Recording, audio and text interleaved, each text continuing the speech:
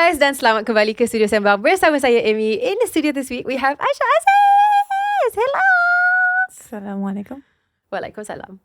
I haven't seen you in a really long time, kan? It is very long. Yeah, very, very long. I cannot remember when. I think it's been like 5, 6. No, it's been more than that, I feel. More than 5, 6 Kenapa ya years. rasa macam 6-7 tahun? Yeah. Yeah, and Yeah. yeah. But anyways, it's good to reconnect. Love that. Sebab you can on the other side of the causeway most of the time. Yeah, betul. Especially after COVID. Yeah. But I think also like having seen you in certain spaces, macam events and everything, it has always been just a very pleasant time. Thank around you. Mashallah. Yeah, you have Thank such a good you. energy around you that follows you. appreciate So I just want you to know that. Oh, thank Yeah, you. mashallah. It's really like some people like have an air about that, especially if they're so beautiful, right? Stop, girl. Coming from you? Tapi macam, yeah, with you I think there was always that candidness, and my idea or my thought of Amelia Henderson has always been light. I actually really appreciate you saying And that's why macam baju you and your aesthetic is all so vibrant and light, and except for the pants. kita abaikan je, the pants yang hitam I'm in all sikit. black, No, bro. it's Like okay. that speaks a lot, right? No, it's But, fine. yeah. Thank you. I appreciate that. Thank you for that, Yeah. sweetness always. Gotta give it up for the parents, They did good. to the Mama. parents, Yeah. Tapi if it makes you feel anything at all, I always had the same impression of you. Oh, Macam kita tak mashallah. dapat bercakap panjang biasanya Yeah. bila kita berjumpa, because usually it's like for work functions. Yeah. I think we a photo shoot once. a photo shoot. Oh That my was so god, cute. that was was so 10 cute. years ago. Yeah. That was full on 10 My years hair ago. was so short and Yeah, I bob. remember. Hey, but that actually was quite cute though. Yes. That was a vibe. That was fun. Yeah. Ada kita berempat on a Yes. magazine cover. I almost even forgot about that, babe. That was so long ago. Yes. Okay, That was well, sweet. Yeah, that was so cute. Mm. And I only had like the best vibes from you as well. And I always had Mashallah. such a positive impression of like who you are as a person, because you were always very sweet, very self-contained, and very artistic. Like that Mashallah. has never changed. And it translates into your career as well. So we're going to get into it. Yep. So we usually start dengan soalan yang sama setiap minggu, which Okay. is how was your childhood? Yeah. So open-ended. Oh, Macam mana nak jawab, boleh jawab. This is therapy all over again. I know, right? How was my childhood? I think, the long story short for the sake of it I think it was a lot of my childhood now, if I think about it, is a blur. Because I think I have always been a very sensitive person. So there were certain things that happened in my childhood, or maybe certain, sometimes certain emotions, and then, you feel a certain kind of way, a bit triggered or whatever. You don't even know what that feeling was. And then you just shut it off. Yeah. So it feels like a lot of my childhood was a blur. But I think growing up, I've always been blessed with a best friend from the day I was born, my twin sister. So having her around, she is the polar opposite of me. Like we are, completely. Why are twins selalu macam ni? different? Yeah. Yeah. Is she identical? No, Oh, fraternal. Okay. Yeah. So macam polar opposites, but that's why, we are present next to each other. I feel Yeah. like maybe if, I'm not sure if we would, I think we will be friends lah if we were not siblings. Sometimes, do you have that thought, macam, would I be friends with my brother if we were not siblings? I really faham, because I'm very, very, very close to my brother, but Yeah. he is everything that I'm not. Yeah, I get you. Oh, that's just the most beautiful thing. I think my mom also, she prayed for that because she was the only daughter. So she's like, I want my daughter to have sisters. I want to have like more girls. Yeah, because she wanted that for herself lah. But man, am I even answering your question? How was your childhood? You are. Okay. You are. Yeah. I mean, I think sitting down and thinking about my childhood, macam, I've been to maybe like 1 or 2 therapy sessions just to try out, see what they ask you, And they did ask me about my childhood lah. But it always reminds me of, I don't know why, but there's always a dark place that I go to. Yeah. So I don't like to go there anymore. Faham. Yeah, I don't venture into that anymore. I don't necessarily like to invite that feeling. Tapi I think I get you. the person that I am Mhm. as a child is I'm slowly getting acquainted to my inner child again. Yeah. Yeah. So now I'm feeling like little Aisyah again, but with a lot more, maybe not a lot more, a bit more wisdom. Yeah, a bit more time, space. For sure. Yeah, I realize I'm an escapist. I like to run away from things. From young, anything that is difficult, just shut off. I was the middle child, so I'm always the most, macam, try to be the balance, the neutralizer. Yeah, I feel like that's my role in life. So growing up, I was also a neutralizer lah. Macam, there's all these big energies around me, and I'm just like, everybody chill. Faham. Yeah, I suka buat diri sendiri. Yeah. Yeah, yeah, certified loner. Actually, no lah. I wouldn't say a loner, but rather like from a very young age, I have already identified that one natural sanctuary that I have within myself is when I'm alone. Yeah, I'm in a nice space when I'm alone, you know. Yeah, solitude, stillness. I love that from a very young age. Yeah, but I always found that I never fit in lah, because everybody else is all about friendships and drama and and I'm just like, I have to be by myself. I don't have cliques. Yeah, I do have like real close friends, but I never had I was never cliquey. I was friends with everybody, and it's always like that. Then after that, I come back to myself. Yeah. That's so interesting, because I think macam the reason kenapa I suka tanya soalan macam ni is because I think a lot of our patterns as like an adult, actually they're so beyond developed when we're kids, and kadang-kadang kita pun tak perasan. Exactly. And I think sometimes like certain fundamental aspects of ourselves, like for example, you finding peace in solitude, you found that as a child, that's never going to go away. Yeah. Right? And it's always interesting to like self-critique and look back at your own childhood and be like, oh my God, I macam ni from then, and why? And is it something that I'm happy with? Is it something that I'm comfortable about? Sure. Yeah, it's really interesting. And maybe like even that awareness, even, you know, dulu is like, I remember as a child, sometimes I would like look at my hands, right, and I'm like, this is me. Like as a child, that's all I do in my free time. I'm just tripping out by myself. Macam, how am I moving my own hands? Then I look at my sister like, do you know that you're you? I don't even know how to compute it. Yeah. But that essence, right, is macam all kids. They have that curiosity. They're so in tune with God. Yeah. You know, they're so connected. Sebab masih pure kan.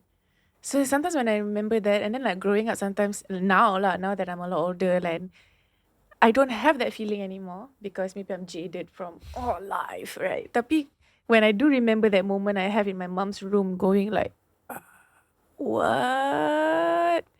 That's me. That's so crazy. I'm doing all this. I'm saying these things. How could it be, you know, like as a child lah. But nobody, I never felt like I needed to share much of that. But also macam sometimes when I share to my sister pun, dia macam, what are you saying? Faham? You know, yeah. So that also in hindsight made me realize that I'm just a bit more sensitive person. Yeah, it's giving big creative energy. Big creative I'm just energy. psychedelic. Just born psychedelic. She got big brain energy. She's thinking things that we don't think. In school, sometimes my friends will be like, I don't know if you can say this word, like, but as a kid, like, secondary school, so are you stoned? Or like, macam dekat poly, right? Like my tertiary. So are you stoned? I get that a lot. Really? Last time. That's so wild. Why do people say that? But a lot of creative people tend to spend more time in their own in their own head. Yeah. And that can cause like people around who are more like invested in the material world to feel very disconnected from like your life experience. Yeah. That's just human dynamics.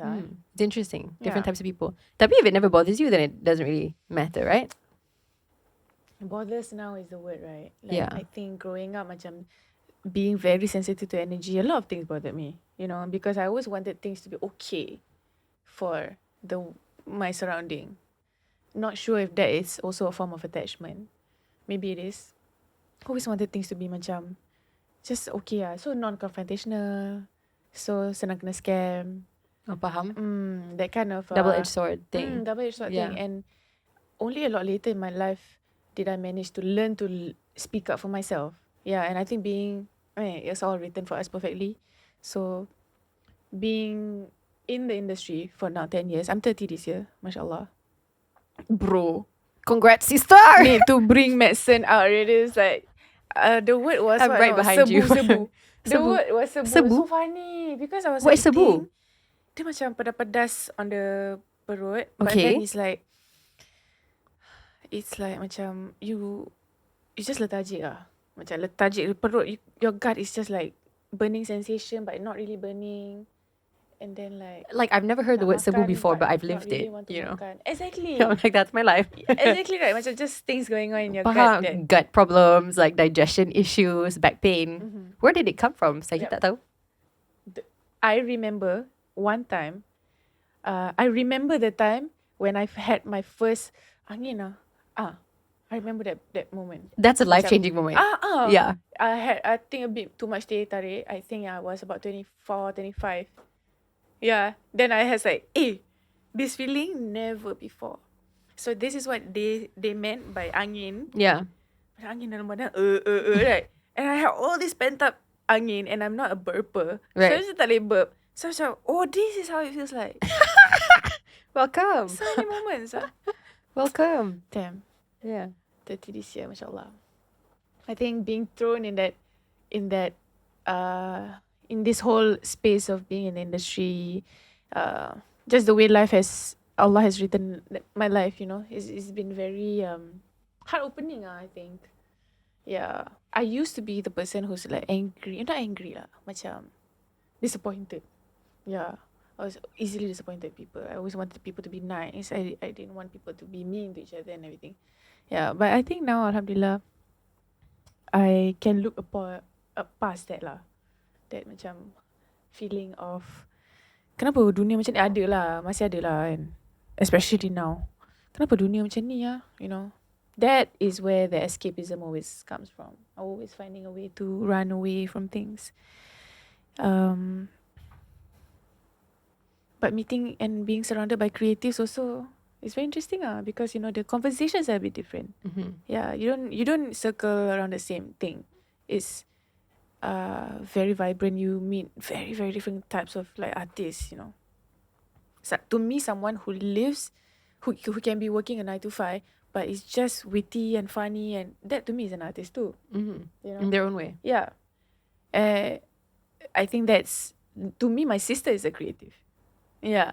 Just, I mean, she works, she's not like, you know, creatively doing things that people think are creative, macam painting ke apa benda, but she's witty, you know, she's funny and she's sweet and she's quick and she's a star.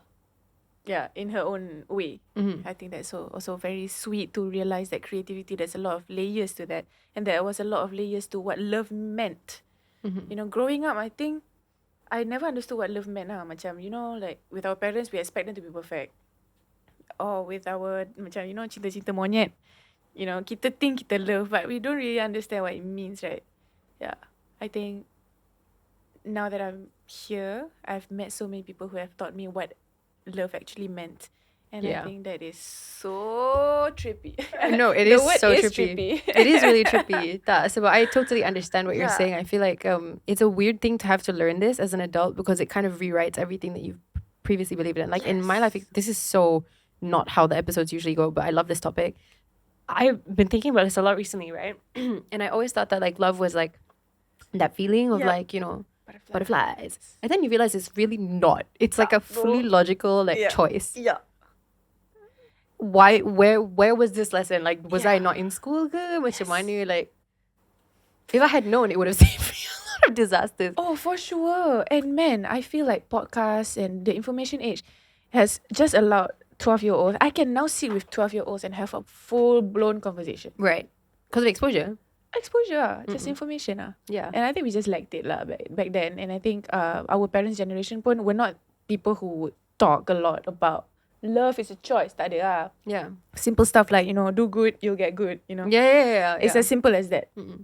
Yeah, but then of course, in our own way, kita learn about the most cliche things like be the change. If you want to see the change you want to see in the world.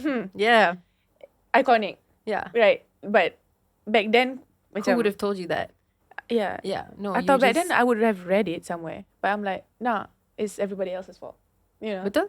Yeah. Or like, I'm so small. Like, how could I possibly make a difference? Exactly. Yeah. Faham? Yeah. And then also love on a scale of, the word is platonic, right? I have never met, I always thought every guy specifically lah, every man I meet that I have a certain connection with, I wanted it to spark something. Or it was supposed to turn into relationships because they might be special, kan? Because so connected. Yeah, you know, yeah. like, mashallah, I think we're meant for each other, you know? Yeah. And then after that, you meet this other guy, he's like that. So they're like, oh, okay. But understanding that you can love a person platonically, but truly tell the person, I love you, I think that's like, I want more people to know that. How did you learn this? Cannot say. It's okay. It's okay. We don't have to talk about it. How did I learn this? I met a person in 2019. We will talk about 2019 in a bit, I'm sure. But this person that I met in 2019 changed everything for me. Really? Yeah. He was someone who could finish my sentence, completed my sentence. You know, the way we met also was funny. It's like I was sitting on this couch, he was sitting on the other end of the couch, and we were just like, I feel like we were just blabbering things. And then he was just completing my sentence, and I was like, what?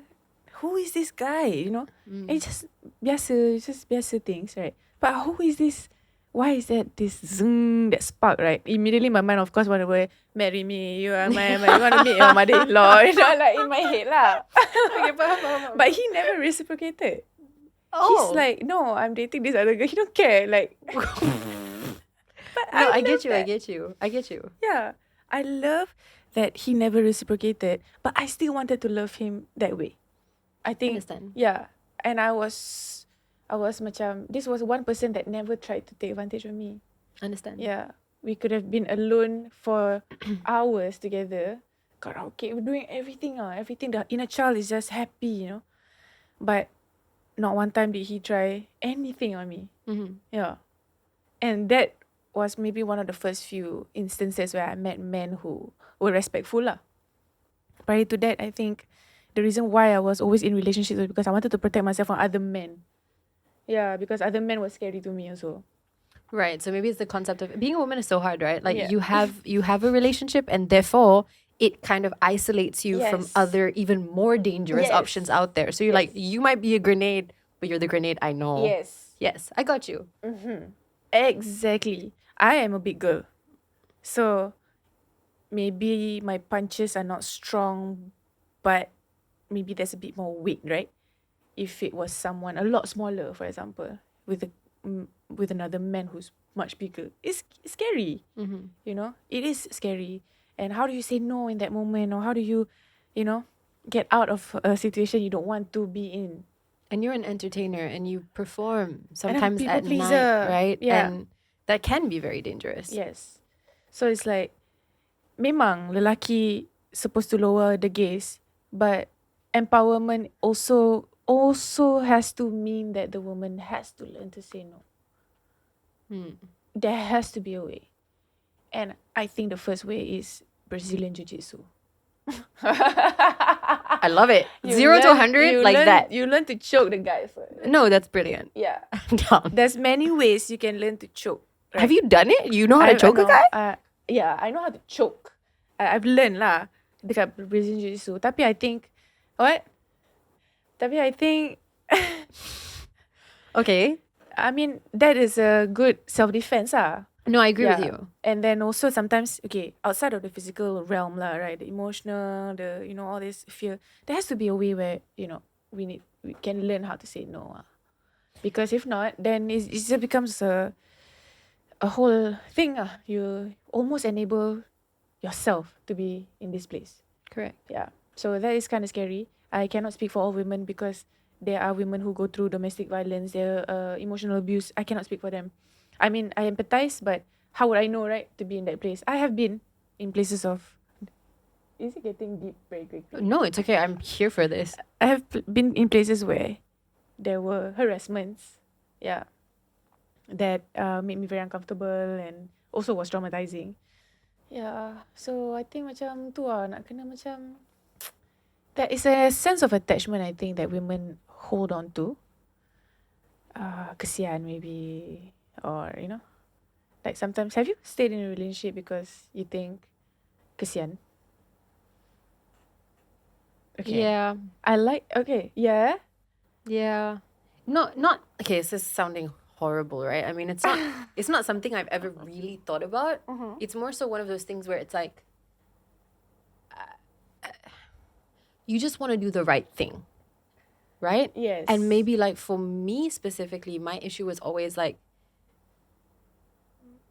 maybe it's a self-esteem thing. If I want to be like 100%. super honest about it, it's a self-esteem thing. It's like, yeah, I could leave you because you're obviously not deserving me right now, bro. Yep. But at the same time, I can't because there is a foundation here. We've built something. Yeah. Like and choosing to work on like it. I'm choosing to do my part Sure. with the very pure hope that Okay. you will meet Do me yours. halfway. Okay. And gotcha. then like I'm down to do this and I'm down to like also, collaborate. So like if there are days that you can't meet me halfway, I'll go the 80%, I'll go the 90%, I'll go the 99.9% on days that you need it. And on days that I need it, you expect, because you think that people are like you, that it will be reciprocated. Sure. And it's not. Yep. But everybody has a limit. So like if I've been through that like a couple of times, that's when I decide like I really cannot anymore. But usually that whole process takes such a long time that when I'm finally out of it, I'm like, I could have Done it done earlier. this a long time 2 ago. years ago. Yeah. And saved myself probably a lot of nonsense. 100%. Yeah. Sometimes getting to know people, like for the first 3 months, macam cute. Because you only know me on my surface. And honestly, I don't plan on you getting to know me any deeper than that. I feel you. I've been there. Yeah. So macam when it does happen, when someone really like become your partner ke apa benda, dia jadi macam, I jadi macam somebody else, yo. I become somebody else. Like when I'm alone and alone in my own thoughts, macam sure that sometimes I go out to be the Aisyah Aziz, okay, can. Then when I come home with my cat, I'm just me, single and okay. But the moment somebody else comes into my life, somehow there is a wall. Macam I cannot be myself because maybe you know me as Aisyah Aziz, so there's an expectation of you. Yeah. Certain expectation of me that I have to Or meet. maybe it's performer syndrome. Performer syndrome. And Performer everything syndrome. feels performative. Yeah. Kan? Macam getting to know someone, for example, last time in a bar, I can play anyone I want. Yeah. If this person doesn't know me, I can play anything I want. Yeah. But why do I have that thought that I can just play anything I want instead of just be myself? Because maybe you're a creative and because you were designed in a way almost to be a product from such a young age, you never really got to spend the time with yourself in order to fully develop Aisyah Aziz, the character itself, so that you could just be that. Exactly. Yeah. So that's why I think I appreciate macam people who start a bit later in their life because they have the anchor who they are. They dah tak boleh, it doesn't budge, For us, macam for me, for you especially, like your entire life was just people in and out, bumping into people and they just telling you things. You're just hearing things from people, right? I pernah buat photo shoot. I was objectified lah. Yeah. And there was like 6-7 looks, bro. Excessive.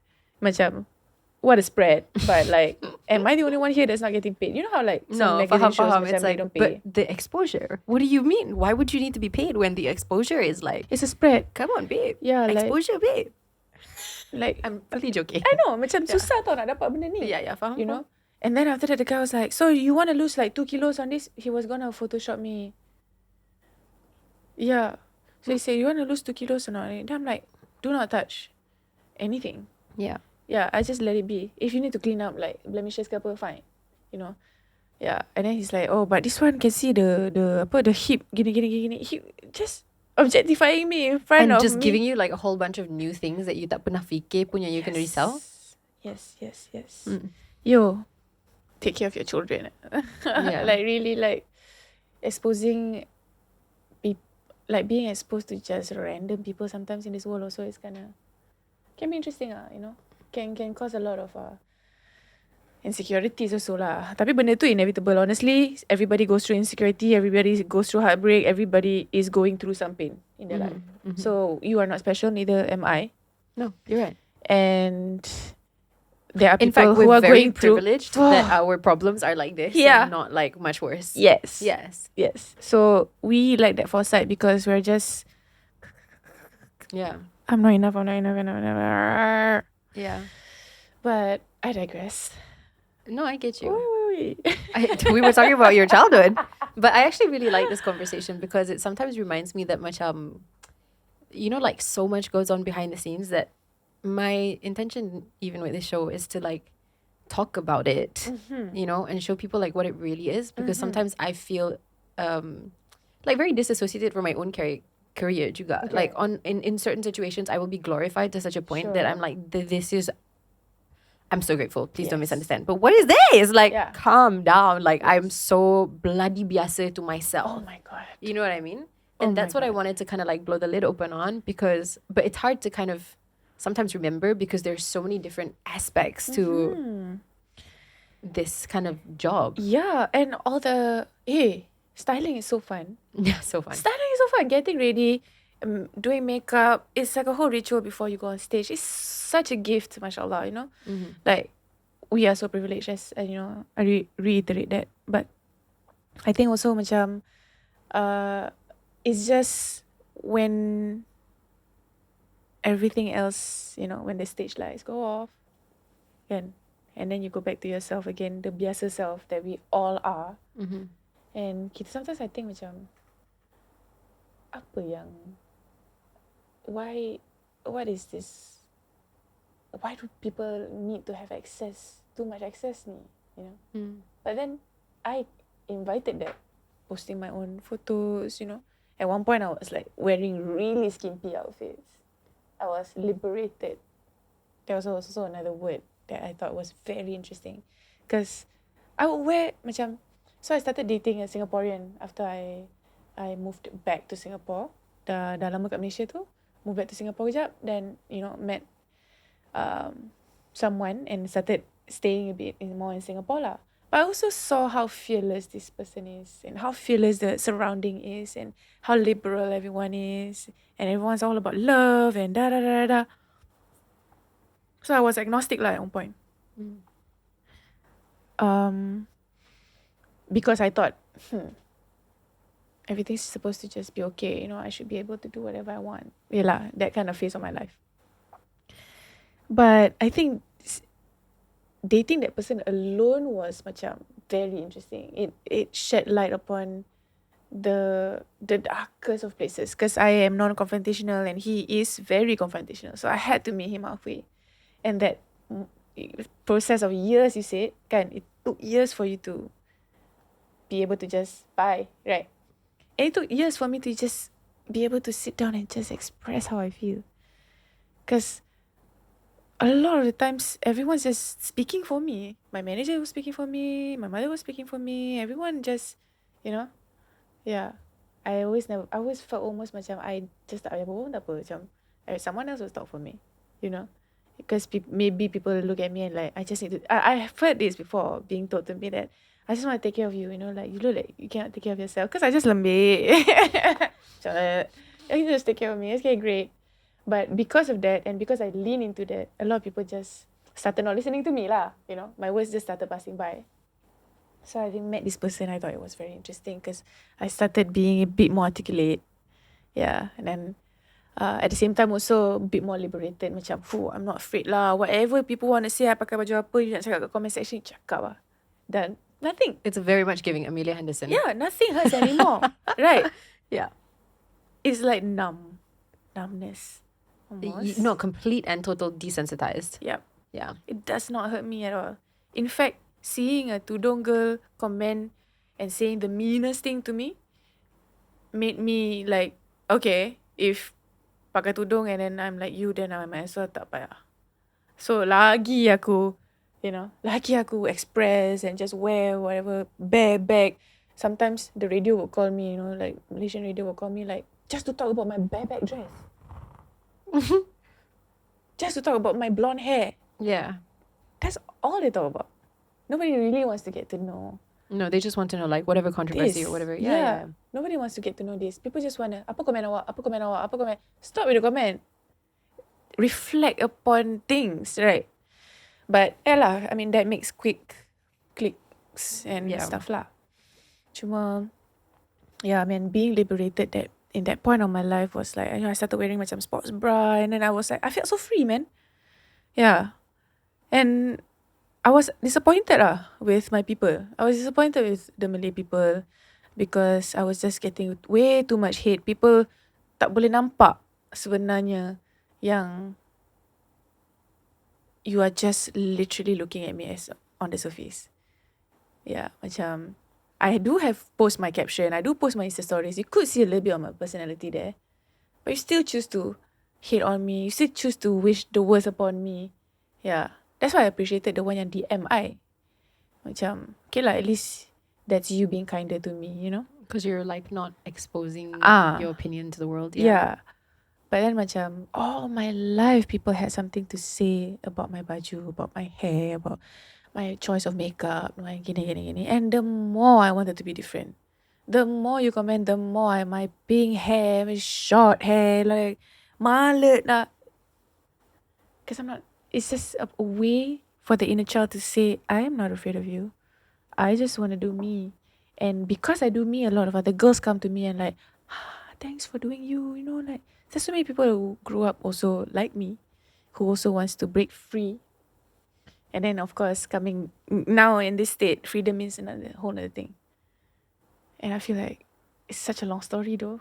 But it's so interesting to talk about. No, how did that actually like happen for you, and what caused you, I guess, like what was the turning point for you? Because like I remember the last time I met you as well, you were not wearing the tudung or hijab yet, right? Yeah. So this is a very recent thing that happened to you this year. Yep. So, I mean, since we're here, like how did it?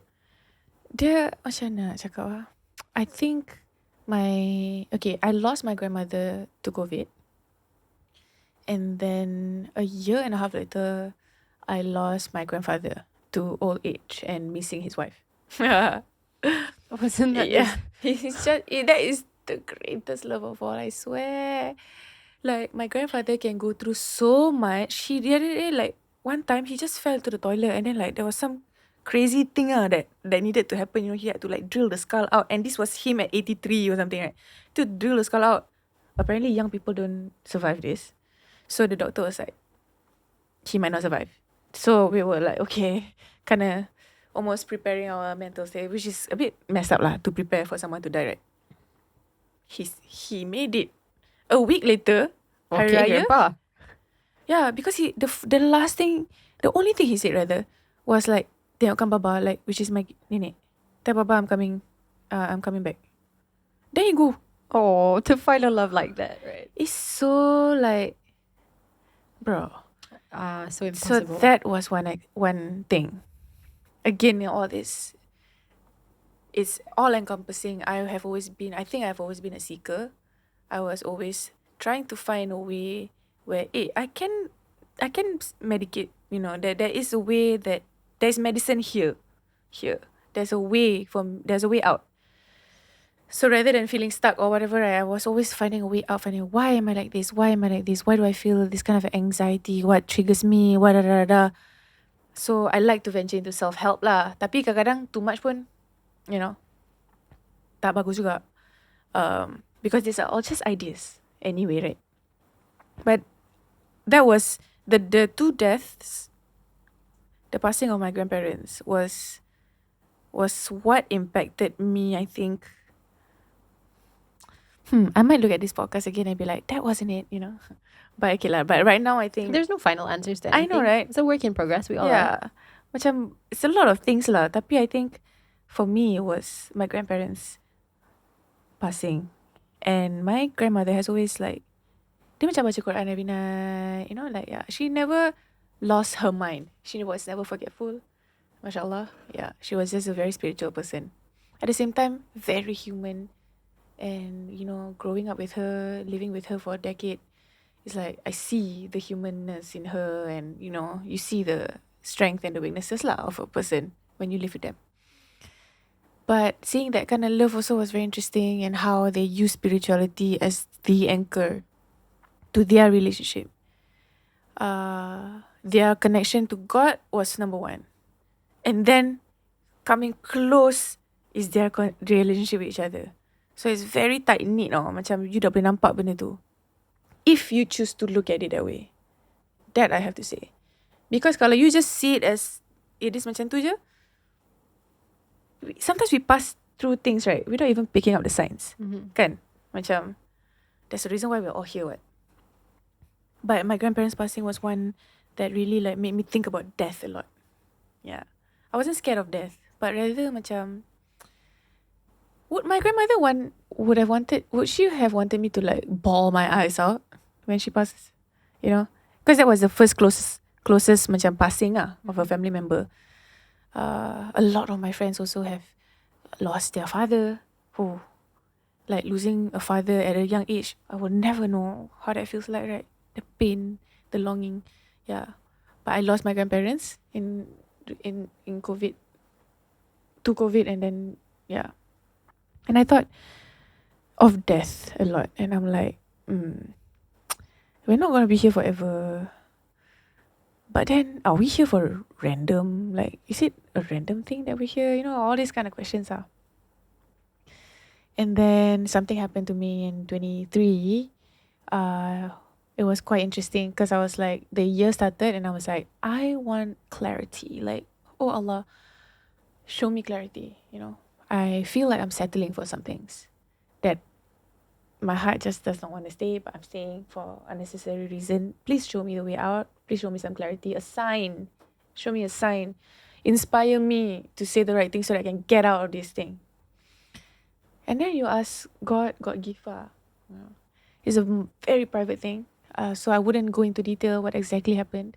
But at that point, in January 2023, I felt like my hijab was lifted. The veil that was covering my eyes, the idea of infatuation, the idea of putting a person on a pedestal, this self-esteem issues, what am I afraid of really, all come out in January. Am I making sense? Yeah. Yeah. So macam, in January alone, all of that was being shown to me, macam clear as day. And then after that, I go and pray again. I said, Allah, can you give me a last straw? Like, just one more last straw. And then I go out and something happens again. And I'm just like, oh. And this is not me macam solat tau, babe. This is just me talking to God. I'm just sitting right there talking to God. Like, can you please show me the last straw? And I don't know who else to talk to. At that point, I realized I was telling everyone my problem, but I still go home and feel the same way. So I know talking is healing, right? But why do I feel the same way? Nothing changed. That's when I knew that I was talking to the wrong elements. Yeah, I was talking to people to manipulate, maybe have them on my side, or, you know, there's all these little hidden agendas that sometimes we're not even conscious of when we talk to people, right? But when I talk to God, I know that He knows everything. It's just my own space with the changer of hearts. Sitting with the one that can change hearts. And talking to that element rather than the one that He created. Because all the creation, I akan berbual dengan all my friends, but then I can recognize that macam, okay, actually aku cakap macam ni just to busukkan nama dia tu, or aibkan dia tu. You know? Or macam mungkin secara tak sengaja juga, you leave out certain parts of the thing because you forget or because of whatever reason. I understand. Yeah. So, telling my side of the story. And then after that, kind of like blanket it with like, I mean, of course I have done my mistakes too, but you know, those kind of conversations. Of course I've had my fair share of, you know, provoking this person also, but you know. Tapi macam, I don't know, I think that whole episode that happened in January 2023 was just exactly what I wanted and exactly what I asked for, and it was too instant for me to not believe that there's a shift. Yeah. It was too instant because I've always been into manifesting, meditation. I've always been into that. But this time it felt too macam it's right there. Yeah. So that was when I started dabbling into solat. Dabbling je. Masih pakai macam ni. You know, still doing what I'm doing. Yeah. But the entire year of 23 was just me exploring that one aspect of the religion that I did not do. which is the meditation part. I meditate. I just don't meditate the way the religion taught me to. So why not I explore that, right? It's a form of meditation, honestly. You know, there is a state of purification that you get into, which a lot of other, I guess, faith don't practice. So that's another macam, okay, there's a form of purification first. You got to be in state of purity. So when I wash my hands now, I start to think that, okay, everything that I've touched lah today, honestly, everything that my mind has touched also, you know, or like all the nasties of the gap time from subuh to zuhur, okay. And then my nose, I terbau apa-apa ke, macam terbau dia ni wanginya, macam pheromones ni macam and then you know, whatever lah, right? Just trying to connect it, you know, like when I wash my head also, I'm like, I've been listening to too much of this anxiety, you know, listening to too much anxiety already, giving in too much to my negative thoughts already. So let's just wash that off, right? How cute, I thought. So beautiful. Macam, tapi susah tau, babe. Kenapa susah? Macam, I can scroll for hours, but like nak jalan to show up je is hard, you know. So it was clarity in 23, and then it was show up. If I just show up for 2 weeks, do as much as I can every day, how would I feel, you know?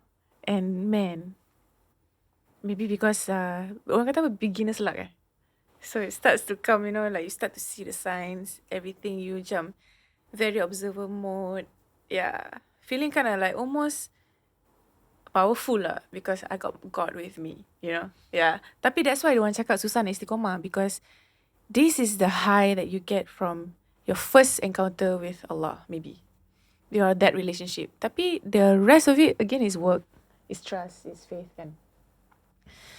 Yeah, but I thought that was very interesting lah. 23 and all of its dilemmas and all that Allah gifted to me. The first thing that came to my mind when this nasty thing happened to me, I was like, okay, what is this teaching me? All of that Western spirituality, all of the poetry I read, all of the, you know, the music I tried to sing, all of what has happened to me has led me into that moment where I said, what is this teaching me? I went straight there. I laughed first lah, actually. When it happened, I laughed and I was like, help. Nobody could help me then. Yeah. And I was like, okay lah. I realized talking to people also, as I said, talking to people macam did not make me feel any better. So I started talking to him. And then I think slowly it just started getting used to just the idea of meditating for 5 times a day. So okay, alhamdulillah. And then I think slowly and surely I started detoxing, and then, you know, everything was being made ease for me. And then 7 October happened. Kan? Yeah. Macam, okay. October 7 they say. That whole thing happened last year. Yeah, I remember. And that was also one of the stronger reasons as to the change, the choice to be modest. Because as I mentioned tadi, I was liberated, right? I pakai seksi, I feel so free. Nobody can tell me anything because you can't touch me, man, right? And then when October 7 happened and I saw how many people chose to keep their mouth shut, how many of my idols chose to keep their mouth shut, the ones I worship, you know, the ones I give time to rather than to God, talking to God. I give time kat sini dengan korang, like obsessing over your aesthetics and your ideas and whatever. Said nothing. That broke my heart, I think. I saw all of my entire life, all of what I supported did not support this. That was when I realised aku dah salah jalan ni actually. Dah salah jalan. Yeah, I took the wrong path already. Then I went to Umrah with my family, which was made very easy. It was too easy. My sister yang susah nak dapat leave pun dapat leave 14 hari. What? So that was like, aha, invitation. And then I remember dekat Medina, Ni kepala otak ni masih Western liberals, okay? Still very Western driven ideas. Pergi Medina, saw girls in the niqab. And I was like, look at their eyes, it's so melancholy. Like, I think like they seem so oppressed and like they probably don't even want to have their face covered. Tapi macam, you know, they are just made to, in my head lah. In my head, this is oppression. Kenapa diorang pakai ni? Look at their eyes, it's so sad. They just want to be free, kayak gini. And then I wanted to type on Google. I was in Medina, facing Masjid Nabawi, in the hotel room. Masya Allah, our hotel room was like right there, right? So I could see Masjid Nabawi when I wake up. I was like, I wanted to type in my Google search like, why do Islam oppress women? But something stopped me, babe. I don't know what. Something just said, don't press enter. Don't press enter. And I paused. Then I just sat on my bed. And I like, backspace. I need to know. I need to know why does it, you know, why do they look so sad? You know, their eyes look so sad. Something just moved me to be like, how does Islam support women? It's like, I totally shifted the question, man. Mm-hmm. When I put Islam and oppress, of course my algorithm is going to give me Islam and oppression. Right? Because it's out there. There are people who are forced to wear the hijab and girls get hit on if they don't wear the hijab. That's inappropriate to me. Yeah. But how does Islam support women? It's like, you say Islam support women? Your algorithm is just... It's just about asking the right questions. Oh, that was one of the slayest revelation I had. The slayest revelation she had. Yes. In Medina. I was like, ask better questions. Maybe we'll never have the answer, but ask better questions. It's not, why you like this? Asal kau pakai tudung macam ni? Rather like, babe, what inspired you to pakai the tudung? Right? Isn't that just sweeter? It is. Daripada, babe, I bet it must be hard for you, right? Transitioning, pakai tudung apa semua, mesti panas kan? Memanglah aku pakai, nampak leher panas, babe. Babe, it's so panas. It's so panas, babe. Sometimes I like marah, babe. Like, my neck is all covered and I'm just like, I can't be nice and modest to people because it's so hot. Yeah. But today, my faith level is, I pakai nampak leher sikit. That's fine to me now. Yeah. You know, that's fine to me now. Because I also always need people to help me find my intention lah. As you say, we live in a community, right? So I have friends who would help guide me back here and there. Yeah, tapi I think for people who straight away go into like, baik tak payah pakai tudung. Yeah, that's the thing. That's the racun. They're just on a completely different time frame in their journey, you know, like they're just on I think a diorang dengar podcast ni, diorang next. Mungkin.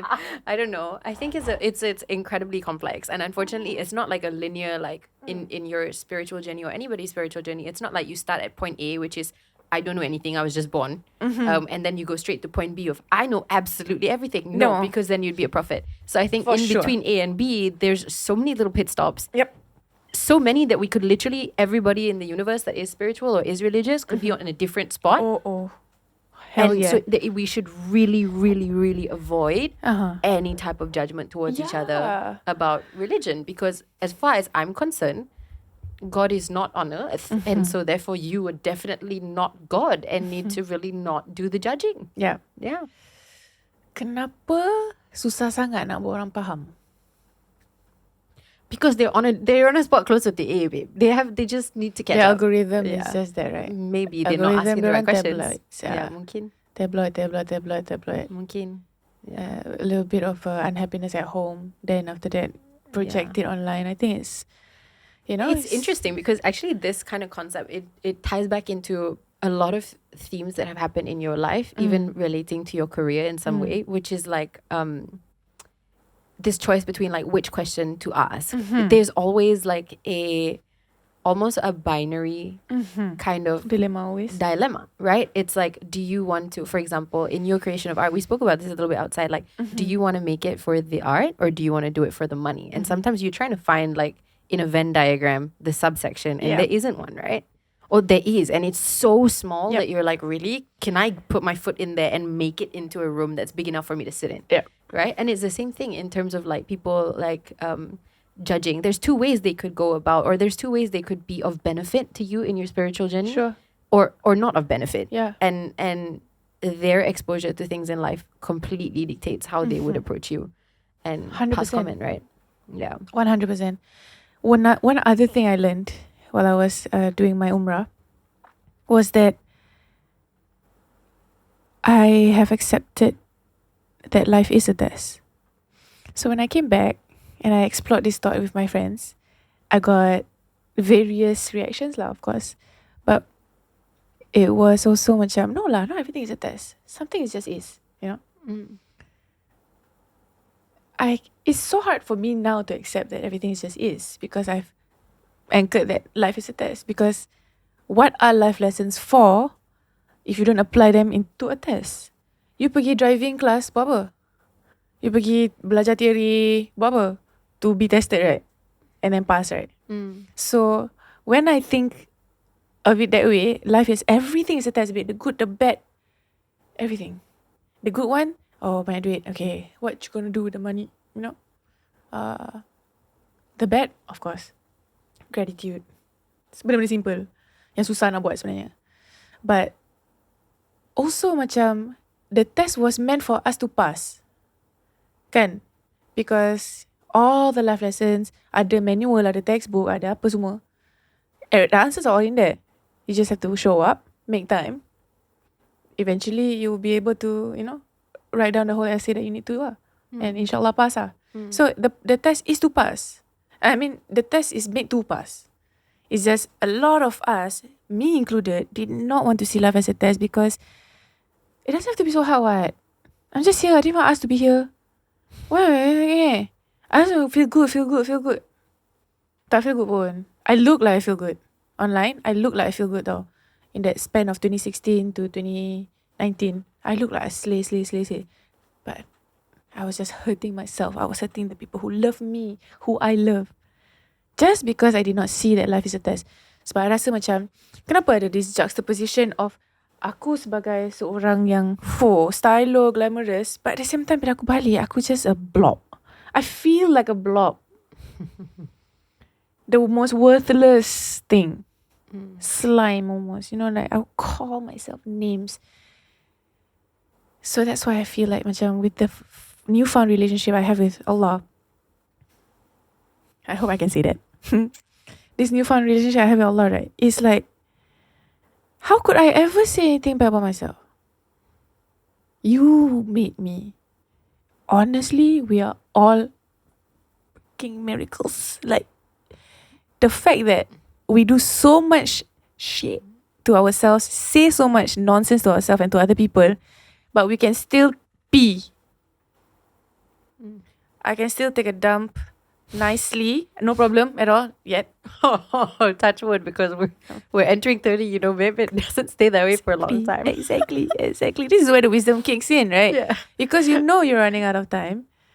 So it's like I can still blink my eyes, I can still see. Recently my eyes, dia jadi dah macam astig tau. So another trip. I macam driving, I macam, okay, this is trippy, like the visual and everything. the visual as you're driving? Bokeh tau, babe. Bokeh, everything is bokeh. So I was like, that itself is crazy to me because it's like, my perspective has changed. Like, it's no longer 2020. No, it's not. It's 2024. 2025 soon. Yeah, so macam, even that element of, you know, Allah taking that essence of the ability for me to filter light away, He just took sikit je. Yeah. Itu pun macam, thank you for allowing me to be reminded of you, that I am not in control of my eyesight at all. I'm not in control of my breath at all. Right? So macam, I can have all these things I want to say to people. I want people to believe me because I am the victim of my own life. No. You can still hear, right? You can still talk. You can still, you know, it's very mak-mak, you know, to talk like this. You know, it's the most makcik thing to say, like, at least you can still because a lot of people don't want to live, right? Macam kalau I cakap macam ni, like, at least you're still alive, but then like, but I don't want to be alive. But I'm still alive. So why? You know? A lot of people are like that. Macam, I know, and I've heard, macam, so many people just want to off themselves. I was also there. Yeah. But I'm still here. Because if I wanted to do it, I would have done it, what? Then I'm here. So that means I'm being guided to not do it yet. For something awaits me. Something is waiting for me. Something better awaits. Yeah, so cliche. No, but it's true. It's true, right? I think like patience is one of the most important things that religion teaches you. Yep. Because I think a lot of the time, like, we believe that the akal that we've been given entitles us to a certain level of control over our situation and over our environment. Correct. Because we've been given the power of choice. Yep. Kita juga percaya yang semua benda yang ada kat dalam kehidupan kita, kita yang memilih to get to this point. Because you chose to drive down from Singapore today. Right? So that's your choice. Yes. Right? But at the same time, you're very humbled when you realize like how much of it is really not your choice. Because like, without wishing harm on anyone, for example, it's my choice to go home after I'm done with work today. It's not my choice if my car breaks down halfway through. You know, it's not my choice if suddenly there's rain and I'm like, oh my God, I don't really want to drive in the rain. I takut kereta I banjir or whatever, right? This is not my choice. So that kind of like overconfidence of like feeling control over your situation is something that if we continue to like give energy to, removes our ability to be grateful. And to be found. Oh, true. Yeah, we'll be lost, I think. Because we're so incapable of so many things. Right? The rain sendiri kita tak boleh control. Then the heck is like, when it rains, it's the best time to make a prayer. Bro, I feel like a makcik, honestly. Sometimes I jalan-jalan and then it's just rainy and I'm just like, thank you. Best time to make a prayer. Just to find another perspective, you know. So I think from 23 until today, Alhamdulillah, the faith has shown me the way, bro. Macam, I don't know. I'm so happy for you. Yeah, because I don't know how to say it. It is here. So I see myself as a nomad, just traveling, and I had all those baggages I was carrying, right? All my attachment to beauty and to men and to trying to be intellectual or whatever, doing things I don't want to do just so that, you know, people see me a validation, Slowly, I have a lot of stuff. Slowly decluttering it physically also, like, you know, sometimes going back home and I just decide, okay, today aku nak kemas bilik. It just does something to you, right? Like decluttering physically in your room shifts your mind. Your mental, yeah. Yeah. So that's also very, very beautiful. And it's just, I'm a traveler. And I now know what I don't need anymore. So then I need to pack. It becomes lighter. The weight becomes lighter. And I'm still walking. It's still a whole stretch, you know, until the end. Until we don't know when the end is. Yeah. Yeah. And not knowing when the end is, you know how, again, all the makcik-makcik, dia tunggu aku mati, baru dia tunggu aku mati. And now I realize I'm like that. But I don't say it that way. I don't say it nak tunggu aku mati baru kau nak appreciate aku gitu kan. Tak. It's not from that angle at all. But I understand where they're coming from now. Because it's like, this could be the last time. You know?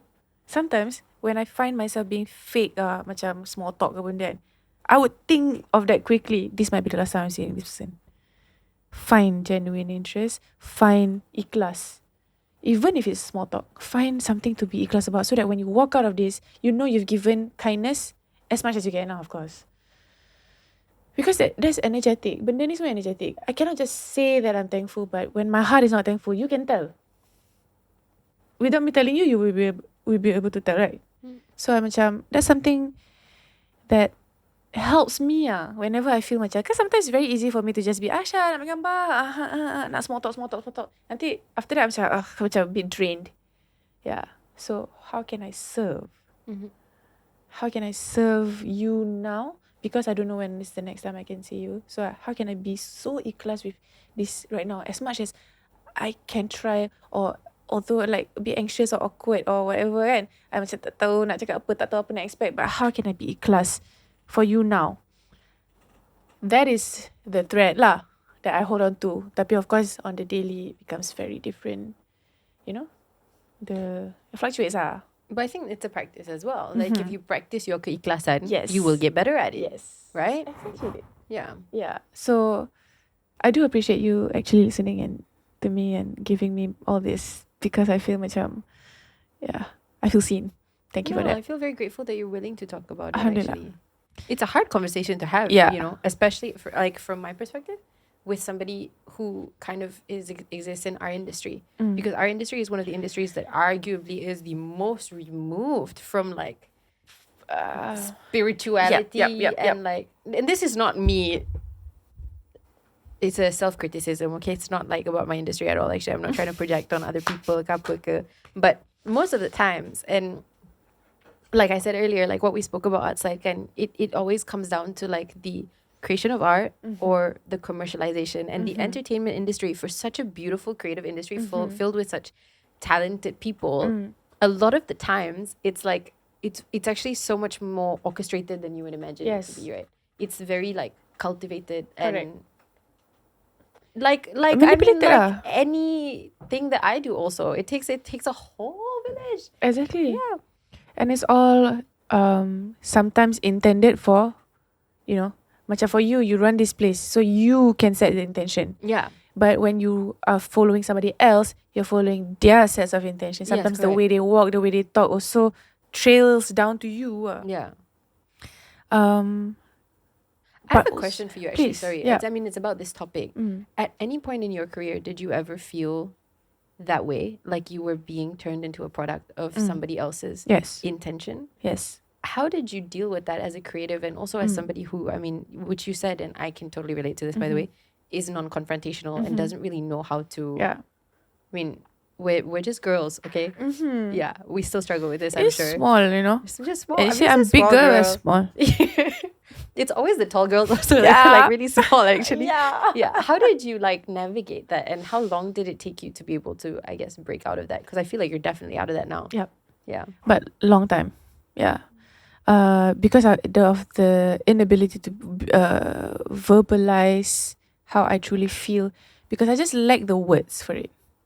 Yeah, I couldn't macam, you know, sometimes the feeling is actually humiliation, but because that word was not within my realm, I tak tahu macam nak verbalize.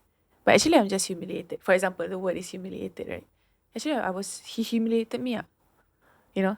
Was it because that if Could you it like be? said it, Yeah. it made it so much more real and scary? No. It wasn't in my Vocabulary. space. Yeah. It wasn't my vocabulary. So I was unable. But I was also afraid of, you know, what the other person might feel and how the other person's feeling might change if I spoke my mind. Honestly, there's not much on my mind lah. I'm quite zen. Cuma, yeah, I get the whole, the usual lah, the jealousy and the, you know, the anxiety, the insignificance. I struggle with that as well. So it took me a while because I knew that I was being kind of churned out in the factory, you know. The songs that I get, alhamdulillah for Mimpi it still remains as one of my favorite songs. But I think the subsequent stuff felt very... Which is weird because like this is the thing we were talking about outside. You got so many nominations. You've won award after award, not just in Singapore, but also internationally, Vietnam. Yeah. Like it's from the outside. I'm sure for a lot of people who are watching this, it's like, really? You ever felt disassociated from that experience? Yeah, I think that's very interesting because I mean it's just a front you put, and alhamdulillah for great experiences throughout the decade of singing professionally. The internal world, however, was something that I knew was important if I wanted courage, if I wanted bravery, if I wanted to be a committed person, if I wanted to be a connected person, I knew that internally I had to change. Something was missing. Yeah, so of course we had to go through the motion lah, right? And I was constantly being told at 19 years old that, oh, it's not about what you do, Aisyah, it's not about how good you are, it's who you know. And these were all men of ranks, I guess. Yeah. The decision makers lah. The decision makers lah. Behind the scenes. They're all men. So they would promise me the moon and the sky, and then after that, nothingness, anger, inability to verbalize the anger, so become resentful. Just want to escape. And this trickles down to every other relationship I have within my life. Because that is supposed to be my money making, right? And culturally it's also very different because I started in Malaysia. I started when I was 19, masuk AF2. To AF2 pun interesting because it was an auntie that saw the audition and just wanted me to join. And I was like, okay. And then I went to audition and then somehow we made it to the finals. Yeah. That was fun also. But I think it was the social aspect of it, the social aspect of it where you're just around men, you're young and you're kind of impressionable, you kind of want to impress. You are also not fully developed yet, so you don't know what is it that you actually want. But I knew macam, I don't want to record songs like pop songs. Hey. I knew that wasn't me. You did it though. Yeah, I did it. Yeah, because I couldn't understand. Say. Yeah, I couldn't say anything. And then it was like, dah masuk the thing, booth, nyanyi. Dah, okay, bye, Aisyah, you can go. That's it. That was to record my single tau. Oh, that's it? Like, I don't get to sit in the production. Macam, faham ah? Okay, I sit for a while. Kata, no, just go, nanti we'll send you the whole song. And then when the whole song comes and it's been tweaked a bit, my voice a bit different, sometimes they pitch down or whatever, right? I was not in that process. So that was very macam, that took a bit from me. Because I think growing up in Singapore, there's a lot of nurture around, a lot of workshopping, a lot of coming together and like, finding, I'll help you find you and you help me find me, okay? A lot of that in Singapore. And then when I came to Malaysia, there was the gap. Tak ada dah. Tak ada sangat. Macam, you can kind of almost feel the every man for himself punya kind of feeling. And then diorang macam, it feels lah back then, with my understanding of life back then, it felt like macam, why is everybody rushing for this piece of pie? I'm a Pavlova girl. I don't care about pies. But it feels like everybody is looking at this pie as this small little pie. It's not, I knew it wasn't, but it just felt like, kenapa korang macam, why is everybody just rushing for this pie, climbing on top of one another, stepping over each other for this? That's not my vibe. So I knew this wasn't gonna last. I was like, almost jaded already lah. I think 3 years in, 4 years in, I was like, I was kind of done. Yeah. Label also wasn't nurturing, Tak ada talks of like going to workshop, learn songwriting, learn this, learn that. That was in my head tau. I thought macam everyone who signs in a label gets that. Like the K-pop. Like a master class. Like the K-pop punya experience lah. Macam copy training class, and then pergi debut. training. Yes. Pergi training, pergi learn how to act, learn how to speak. I thought that was it. But I was so delulu. Yeah. Because it did not happen. It's like you don't know. Yeah, Who it did not teaches you happen these for my things? brother pun. Cuma my brother pula, his path was like, he was the guy for a while, So he got everything, he got flown down, a big car would fetch him at the airport, and then he got allowance to pay, the house, tak payah bayar, like all the rental, accommodation all covered for. Whereas my side was like, I was literally homeless after AF. The day of the final too, homeless the next day. Because I'm Singaporean. I had nowhere to go. But I had interviews to do. Right? And they because didn't, like, post AF things kan, marketing apa benda kan. Macam follow up lah. But I was homeless.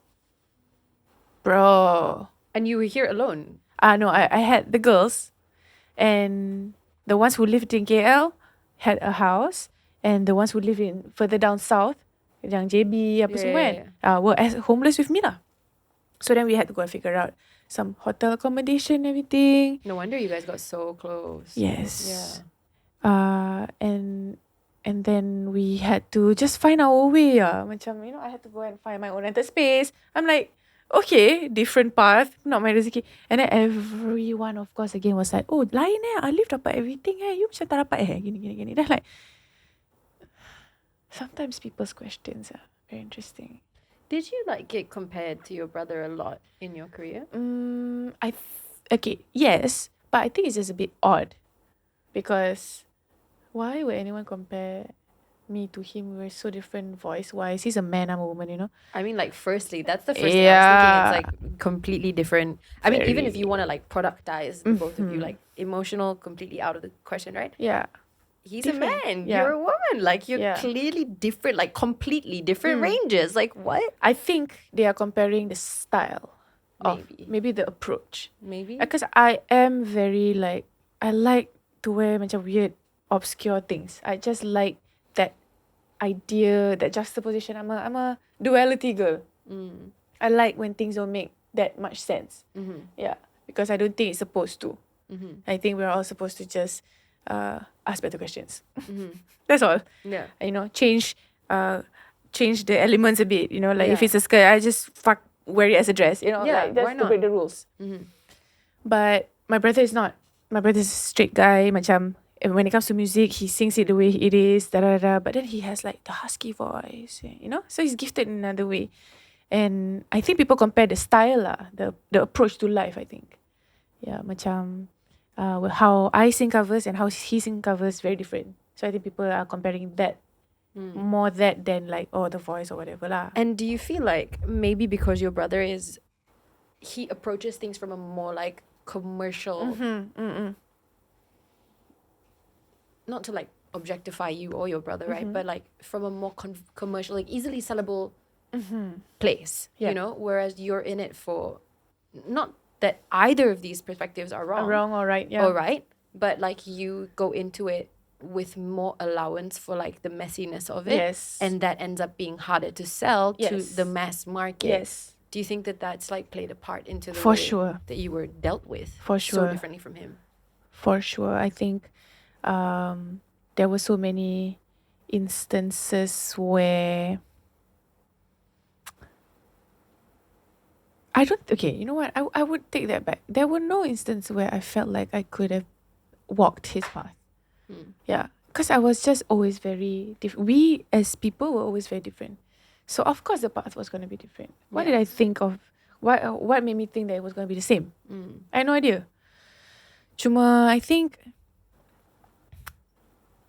itulah I punya degil ni pun I macam tak tahu kenapa. Dia punya degil macam I don't want to conform. Tu ada tau, because I think growing up and seeing my brother sometimes go into some difficult situations with the decision makers or whatever just makes me feel like I'm not going to listen to you. Tapi that was also needed to be practiced lah. Yeah. Before, like when I was 19, 20, I was still macam modest actually. Yeah. Very modest. Yeah, then after that I got angry. I got angry at the people because I was like, we don't own anyone, so you cannot talk to me like that, Like, I was like, don't talk to me like that. Because sometimes I get into fights with people on comment section. Yeah, just to layan lah. And when you layan, the setan also kena, when you layan. And I think it really, really just seeing how it's so systemized hinders me from wanting to explore it more. Maybe because your purpose is different. Because there's no community. We have friends. I have friends. But there is no community where everyone is actively, like what you have created, everyone is actively for one purpose. Yeah. Kan? I wanted the label to be, these are all my expectations, of course. I wanted the label to be all nurturing and like, tell us what you want, And if I don't know what, I don't know what I want, tell us what you don't want. So, Yeah. And I feel like I've expressed the feeling of what I do not want, but I just wasn't heard. because that was not just how it worked. It I wasn't totally understand what you're saying now. Yeah. It just wasn't how it works. Yeah. It never will be. Yeah. You know, like, the saddest realization of my career is when I realized that, like, half of the managers that took care of me before I set up my own management company had a completely different agenda and lied to my face. Right? So I'm there like, okay, this is my dream. You are my manager, therefore you get paid. Like, even if we look at it from a fully commercialized perspective, you get paid off of an amount that we make together, X amount. We divide it in the ratio of X, Y, Z, right? And that's how everybody gets their financial remuneration. Sure. We all deserve to be paid, including you. Exactly. But I set the tone because ultimately I have to deliver. So you cannot be setting a tone for me. Like, let's say I'm a gymnast, for example, and I need to do the splits for one of my clients. So you as my manager have promised the splits. I can't do the splits. So I need to tell you what I can do so that you get to set up the expectations of the people that I work with. And then you realize that they say yes, yes, yes to your face. And then they go ahead and they sell a completely different package. And they're like, okay, now You have to do the splits. And I'm like, I told you I can't do that. And they're like, no. But you have to, because now the client's paying us for this and that's what they want. So now you're going to have to do that. Right? And unfortunately, the saddest realization of my career was that if I want a team that listens to me, I got to build it from scratch, babe. Nothing to clap about. It's 100. I know, it's depressing because imagine like how many incredibly talented people go through this, and the percentage of us that get to make it to a place where we're financially capable of building our own team is so small. Because I got so privileged that my identity is relatively commercial. Imagine if it wasn't. Would I have ever financially made it to a place where I could have afforded to start my own company? No. I built it on privilege. Alhamdulillah. I mean, thank God for that. But there are people out there way more talented than me. Of course. Hey, but that's what was written for you, right? And I think one thing is that DIY thing. Yeah. So because we really lack the information of how something actually works. So you said it, the most depressing moment of your life, right? Was when you realized you have to build it from scratch. Oh shit, I thought we were in this together. I thought you had my back. I thought we were friends. I had the same exact moment of realization when I was like, actually, if I want to be fully expressive, I have to know the steps it takes to make a whole body of work on my own. Because the label was not going to make albums for me. And even if they did, all the singles kan, macam, okay, Aisyah, post. I don't know where the money goes. I don't know how they upload it. I don't know under whose account they're uploading it. And whose account, which monetary account does it go to? Do you even end up owning it? I don't. Yeah. That's fine, right? But I should get all my rights. But I have absolutely no clue. So when on the day I decided I wanted to be independent was the day I decided that I'm going to make an EP. Just to put myself in that space of like I have full to control. get to know people. Absolutely full control. That's so terrifying. It is very terrifying. So scary. Yes. But that is almost macam you're inspiring the next generation to DIY buat sendiri. And with social media, come on, like this is DIY generation anyways. Yes. Yeah. It is DIY generation. And I realized, okay, for me to even understand what it means to be a creative, I have to put in the work. Enough of blaming other people, I said. Enough. Because I was there. I was like, you guys are putting on shelf. I do so much for you. I give so much for you. Ribu-ribu, kadang-kadang macam puluh ribu, you know, like do corporate shows and stuff like that. But y'all don't do anything for me. And then you just say lah, this music video of berapa ribu thousand, like, how do I know? I don't see the invoice. I don't see like where nothing. you can't even ask for the accounting on it, right? Yeah. What's the black and white? I mean, you can just say, oh, your music video, we invested 30,000. Betul tak betul? You know? The Mina at the back of my head. No, I'm the same way. Because it's like, I'm totally okay with you spending that amount of money and needing to take it out of our communal budget. But like, I need some transparency because I got bills. Yes. So, good job on starting from scratch. I'm Good job to so you as happy for well. you. Good job to you as well. It's not easy. Being independent is never easy, but Yeah. then you're so like, we're also guided to meet the right people who True. are, and then also learning to say no to some people. Yes. Ooh, You have no that was so choice. interesting. Delegation, all Yeah. these things that I'm like incapable of. No, I can't do it. Do you know how But you have your long- brother? I do. Do you know? Now he delegates to me. Okay. So like, yeah, it's like a different. That was such a hard thing for me to do because I realized that like, do you have this like a protectiveness of your own art that you Like just trust can't issues? allow? Yeah, 100%. Massive trust issues, Right? bro. How do you deal with this? Because like I can't. I'm like by the time I've asked somebody to do it, I've done it. You've done it. I've done it because the energy it takes for me to communicate is so massive for my poor, overwhelmed brain that I would rather just do it than tell you what I need. Like I just I'm still in that stage also. perfect. I'm still in that stage, but I think also financially, I think I've trusted way too many people Understand. unnecessarily, and then they just F me up. Yeah. That in my head, I'm like, I figured it out. Like, if I were to have a manager, it would be like ad hoc lah. Macam, I still get shows. People still come to me for stuff, and I can do everything already. It's more like an agent, like Yeah, I kind of figure out how to do Yeah. everything that I need for Oh, I myself. understand. I built my own little team that I manifested for so long. And my styling team, bro, it's just beautiful. clutch. Yeah, it's just beautiful. And you see the faces that you're working with, and they're so inspiring. Yeah. It changed you. Yeah. Every meeting you are with them, you are inspired to think of things, you know. Of course, there's friendship lah, you know. Yeah. But at the same time also, when it comes to work, it's just iconic ah. And alhamdulillah, that's for trusting. That's why you know, Allah give you people who can align and resonate with you because you trust it. As hard as it is, I think trust, empathy, and patience, right? All that we've Super important. Yeah. spoken about Yeah. today, and that was so fun. Also, I think that macam that shift of finally having my own people, you know. Last time I used to, when I sing, I needed it to be perfect. Like I need to plan my runs, and it has to be like that perfect. And when I do the shows, it has to be that. And every single time I do a sound check, somebody has to record it for me so that I can perfect it, right? And then I think hanging out with musicians has just taught me how to jam.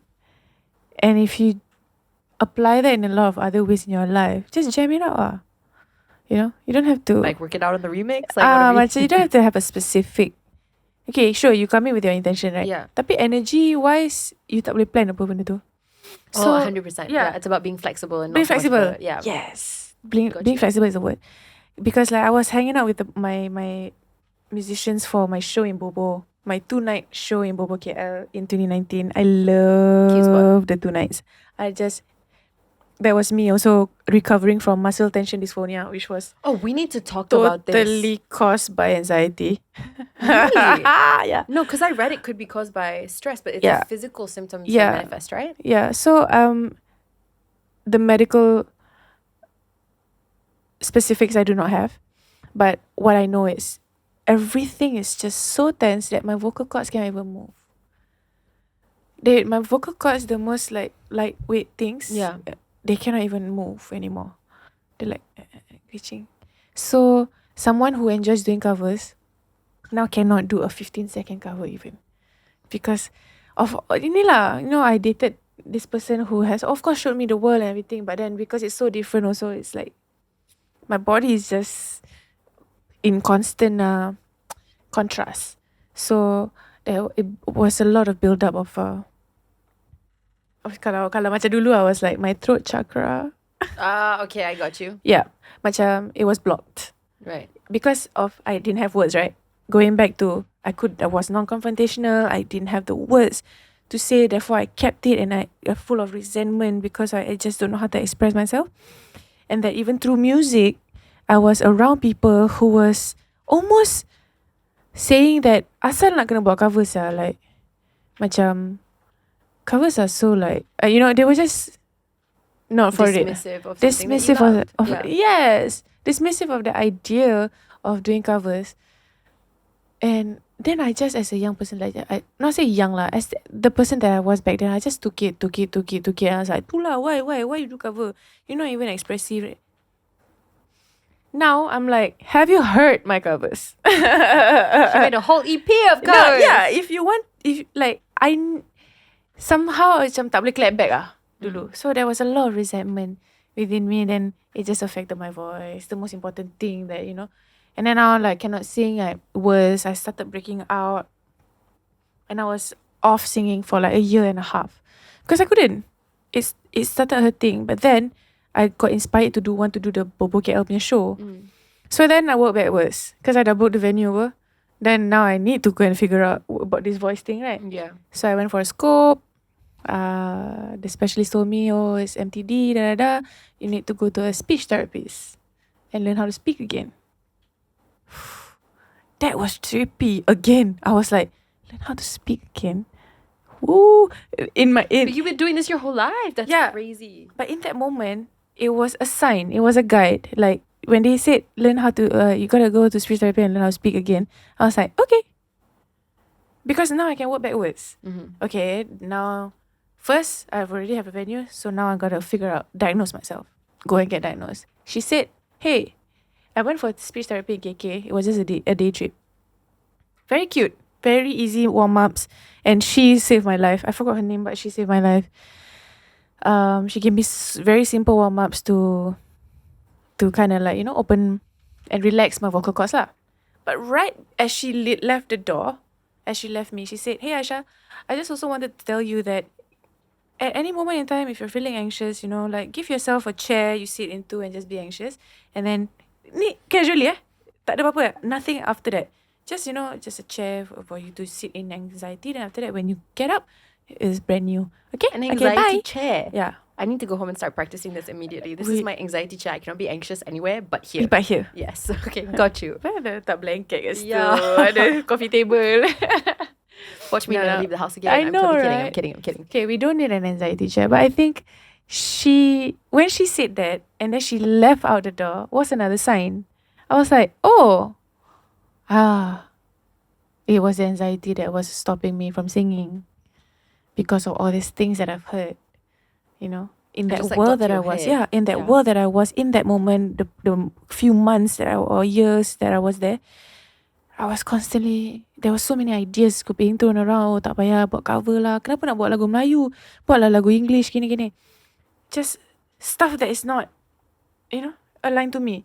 And then, I did not take it as inspiration. I just took it as an attack.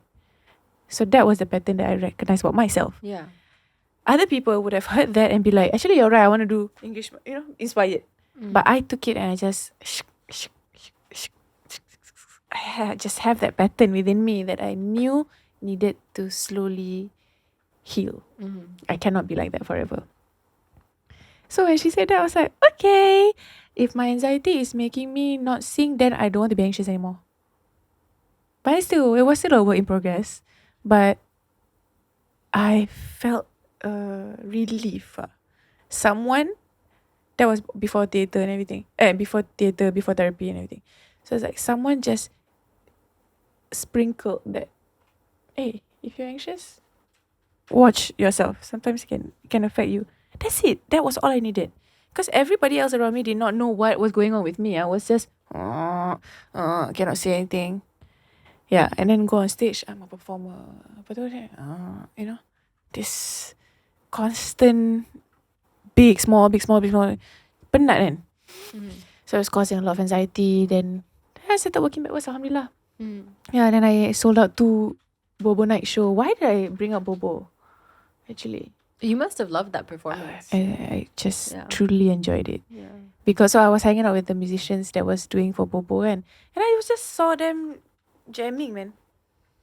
Nothing, no charts, nothing, right? But they were making a song together, like out of nothing. Literally thin air. Flow, muscle memory, skills, all encompassing. But freedom. Then I was like, tengok macam ni. And I'm like, okay, if my musician friends and my bassist, my drummer, they all can all align with their instrument, I should tap into my instrument. Rather than I waste my time being like, I don't play an instrument, which sometimes I can go. I was choosing better ways, brighter ways to approach it. So I was like, actually this is my instrument, what? Go tak kena kan you know. Yeah, it was something as simple as that, rather than just okay, everything needs to be perfect, because that so will hinder inspiring. me. That will stop me from being free on stage, right? And the 2 nights at Bobo, sometimes when I still look back at it, right, I see that girl, man. I see the girl in that phase of walking a bit closer to the light. Yeah, she was breaking out.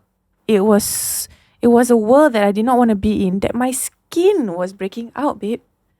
My skin was signaling me. I said, Isn't it you don't so want crazy? to... And That's then my insane. voice started, my voice stopped working.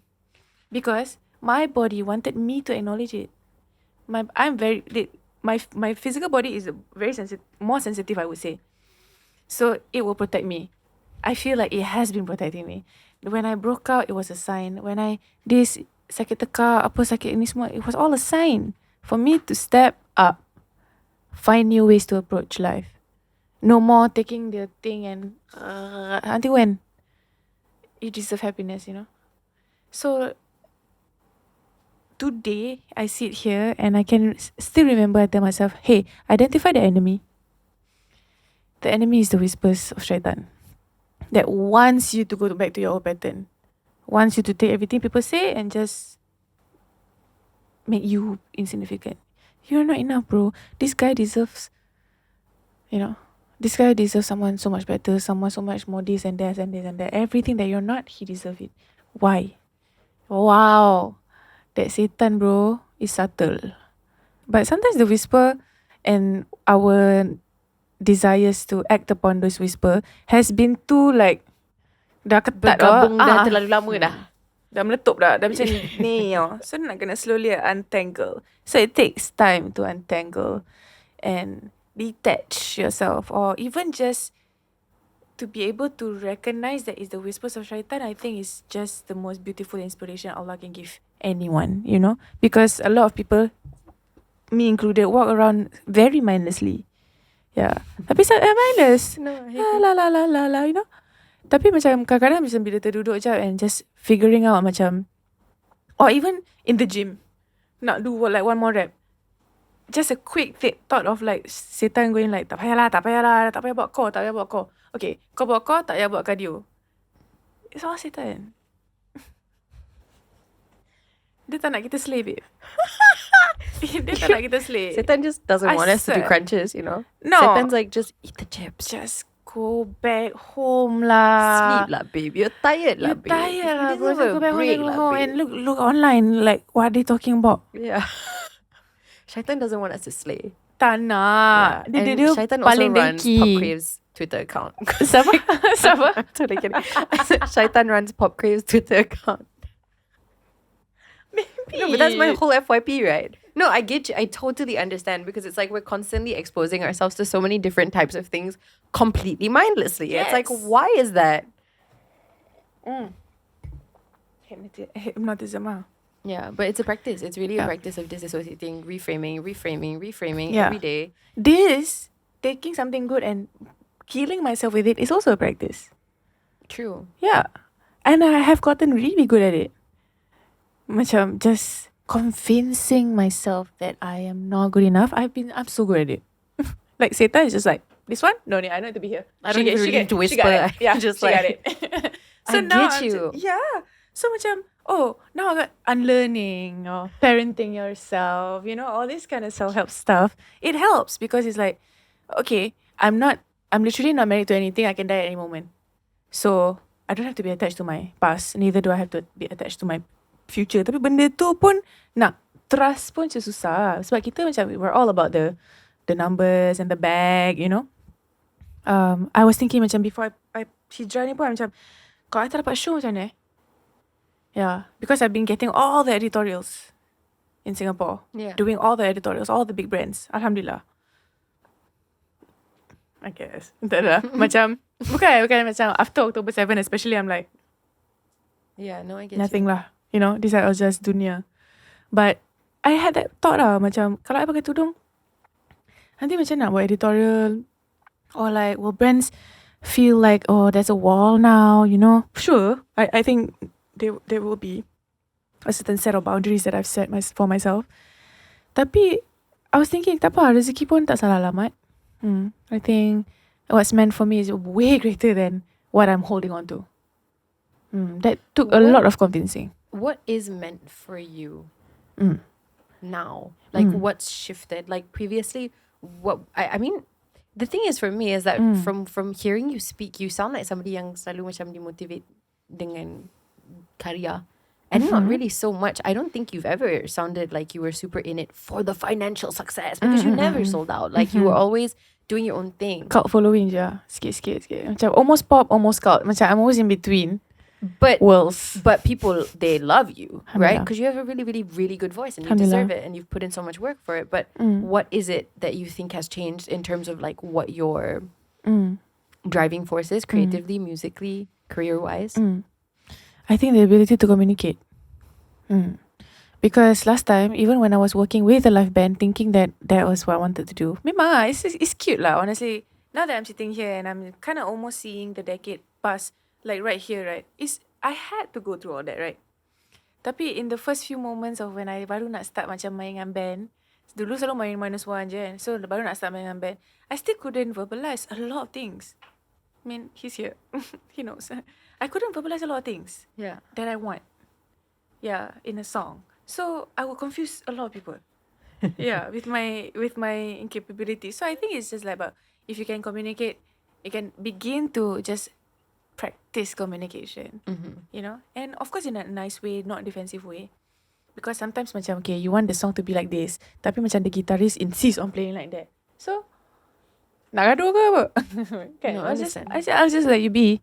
Then after that I'll maneuver here pula on this part of the song. Or I can just like, but I don't, you know, can we just try this other way, you know? Yeah. Learning how to ask without feeling like you're to blame for asking, almost. Yeah. Or without doing what sometimes happens, like a complete overcorrection. You go from being like not really knowing how to assert yourself to being one of the most like assertive people, and sometimes it doesn't really come off even nicely. It's like about finding that balance. Yeah, finding the balance is so hard. It's trusting hard. Trusting the intuition now. So I started hanging out with my 2 girlfriends. They are stylists and like visual graphic designers, just creative to the max. So they are my styling team.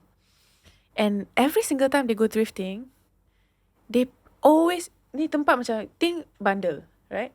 But everything they pick up is iconic. Then they I'm got like, taste how? and stuff. Yeah, they have taste and style, right? But then I'm like, okay, now I have to channel their energy. Kadang-kadang I pergi thrifting on my own, and I just to practice intuition. Just to practice, okay, today my mind is, okay, I'm going to thrift, and I'm going to try to see from the eyes of Euwyn or from the eyes of Putri, my girlfriends. Yeah. Try to channel that. Sometimes it really works. Because it's just, you can just channel things that you've learned, right? I guess macam I've grown. Okay. For example, you have acted a lot. I'm pretty sure some of the characters stay with you. Some essence of the characters stay with you. A little bit. Kan? Macam, kalau dia ni ada the sense of macam confidence or a bit of goof, so maybe it might have even helped Amelia be the person. Sometimes. Kan? Yes. I think that's also very interesting what we do. So macam, what's it talking about? Oh, thrifting. Macam just channeling energy and being more intuitive. And because of that, you also trust yourself. Okay, tengok ni macam, you know, it's about trusting.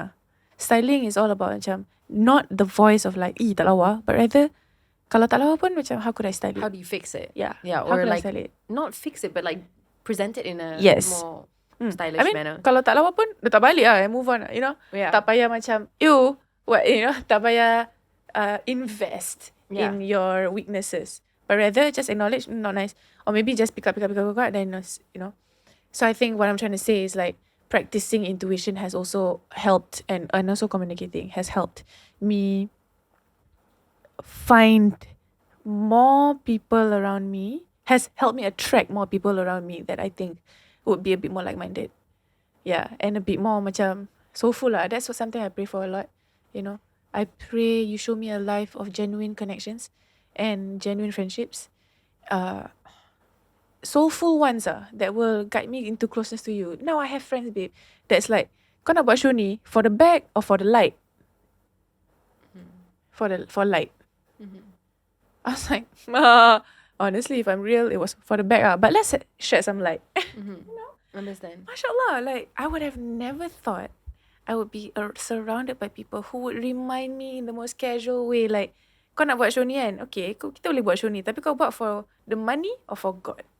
Yeah. Because if it's for God, I have to sing a different thing. The approach is completely different. Whoa. Yeah. Heart is different. The styling is different. Why? Yeah. The why is completely intense. different. Yeah. But it's also, do you find it to be more sustainable? Like, yes. Does it reframing and doing it for something that's a bigger purpose than just like, you know, the bag? Yeah. It puts you in a different mindset for when you sure. do it. And also it becomes something that's a more a career with more longevity for you, because you don't get so resentful of it, or that like, not this, you know? Yeah, like, you know what I mean? Isn't it crazy how like same life? It's like 2 on the dot. Yeah, it's exactly that, babe. Kadang-kadang I buat show, I was like, macam on the way to the show, yeah. Asal macam itu tu rezeki Allah kasih kan? Everybody say that. Tu rezeki Allah kasih. Tapi this feeling yang this ni was also a sign Allah kasih. Because you didn't find your purpose yet. Yes. Yeah. I could not be ikhlas with it. I know that I datang situ, I just for the bag. Tapi I'm not reflecting that suara aku ni actually Allah punya. You know, the gift of I is His. It's all His. None of this is mine. So now aku nak flaunt it macam ni for absolutely no purpose. Or now, babe, when I do shows, I can feel a sense of ikhlas that I have never felt in my life. I will go on stage. Sure, maybe along a few years within the decade, I was like maybe stronger vocally and stuff like that. But I have never felt this sense of keikhlasan before. Because everything now, senang kata, just send back. Dapat show ni, Alhamdulillah, you know, for the rezeki, of course, the abundance, financial remuneration is a real thing. You need it. Can't do these things for free. But at the same time, I'm given the ability to hold a mic and say some nice things to people. Maybe apologize for all that's happened with, you know, my brother's thing, you know, cause a bit of ruckus, if I may. I get the chance to hold a mic and like, just seek forgiveness from people on stage. Then after that, just break into song. Song pun macam, for this, you have given me this ability and platform and stage just to seek forgiveness from a lot of people. Yeah. That keikhlasan is, I think, the sweetest thing. Now, it is. Now I feel macam, being here, I'm genuine. Because there's no point anymore. There's just absolutely no point because anymore. otherwise, you're right. What's the purpose? It's so much effort, so much energy, so much investment from you specifically. You came from Singapore for this. I just came from Damansara Heights, you know? But like, what a wasted opportunity it would have been if we didn't have a completely transparent conversation. Yeah, and also macam the friendships that you're gonna forge from it is like, macam now me and my band, we're like families, eh? So also one thing I like that really shifted me was COVID, because I went back to Singapore, took a rescue flight back, bro. Funny, so took a rescue flight back to Singapore because they have deployed the army already. By then it was like I remember it was so insane. Dah rabak. Very, very. So took a plane back and stayed in Singapore for a really long time. Yeah. Right? Until now, I'm still why like, I haven't seen you in so long. Yeah. And I've been in Singapore since till now. You know, now I commute back and forth, alhamdulillah. But for a good 4 years, I was in Singapore, and then I met my family. My family that's not bonded by blood. I met the Cha is so sweet. The man. team and men. Oh, man. No, it's so sweet to like even think about it. Macam I met the No, I mean as in like your band. You're talking about your band, Yeah. right? Isn't it Aisyah and the man? and the man himself. And the man himself. And the man himself. That's the one. But this is also like they call themselves 𝙀𝙃𝙃𝙄𝙎 Satellite Funk. So I'm so sorry. 𝙀𝙃𝙃𝙄𝙎 Satellite Funk. G-Town. That's sick. Yeah. Yeah. 𝙀𝙃𝙃𝙃𝙃 Satellite Funk. So they're really cool guys. They come from all walks of soundscapes, sonically everybody's so different. But then also through the grace of God, we all met during COVID. Macam in our own little ways and worlds tau. All these people started coming in together, and Geylang is a hub where expression is encouraged. We are enthusiastic about expression, Well, they were. I wasn't. So to them it's like, Aisyah Aziz is here. Like, why is she Aisyah? I still had that macam, to them it's like, oh, Aisyah Aziz are pop lah, do all Mainstream. this. Mainstream. Exactly. Yeah. Mainstream. Yeah. So I had to also try to, maneuver my way into that lah, because I don't want to be seen as a mainstream girl forever. But also was a place for me to embrace my mainstreamness, because I was also another way they can earn money. Understand. No, it's like a meeting of two worlds and like Correct. a proper formation of like art. Like, of love in the essence of it. And then I remember one night I was crying. It was 4 a.m. and I was crying, and they were all around me. I said I have never felt, because we just finished writing a song, my first ever, I guess, song that I've written with like so many people in the room. Macam for Sugar, the EP I wrote like with one person. Only one person could see my train of thoughts, Then after that, I put it out. But like the process of writing a song is very healing. I never knew that. I never knew it was healing. You have one intention and you just write from the intention, and it was godly. It felt very holy. We felt like macam we were guided, or we were all meant to be here and to write this song. And even if this song don't come out, it has healed a part of us and may it continue healing, something like that. Mm-hmm. And this 𝙀𝙃𝙃𝙃 Satellite Funk and just G-Town in general, just being in Geylang, it has elevated my experience of being human and understanding what it means to be DIY, not dependent on anybody, dependent on the one true love, holding on tight to that one true love rather than people. And then also like, because everybody was so close-knit, you gotta let go very quickly of things that used macam, of whatever like that breaks your heart ke benda ke, ada moments kan, character arc masing-masing kan. Mm-hmm. You gotta learn to let go and accept and quickly, shift. So just within like 3-4 years, I feel like I've shifted a lot of, what was a pattern that I would go to every time does shift in so many From just ways. repeated exposure, yeah. Yeah, in so many ways, I think like these were the people I was meant to meet in the perfect time. And I'm very excited to see where this new excitement takes me, because I'm excited again. Yeah, I'm very excited. I remember one time yang time muscle tension tu kan, I did not sing for a year kan. You must And miss then- it so much. Yeah, and then one day I just woke up and I was in the toilet. I was like peeing. Then I just sang to myself. And in that moment I realized I have not sung in the toilet for a year and a half. For a whole year and a half, I have just been... I thought I was mute. I thought something was really wrong with me, because I tak boleh berbual lah.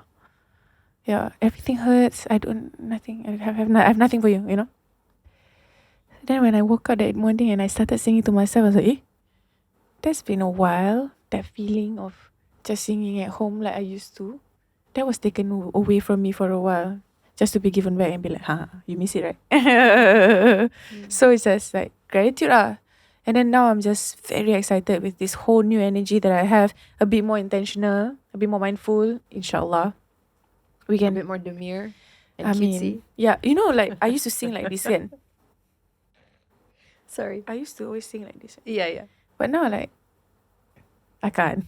So sometimes I like hold my two hands.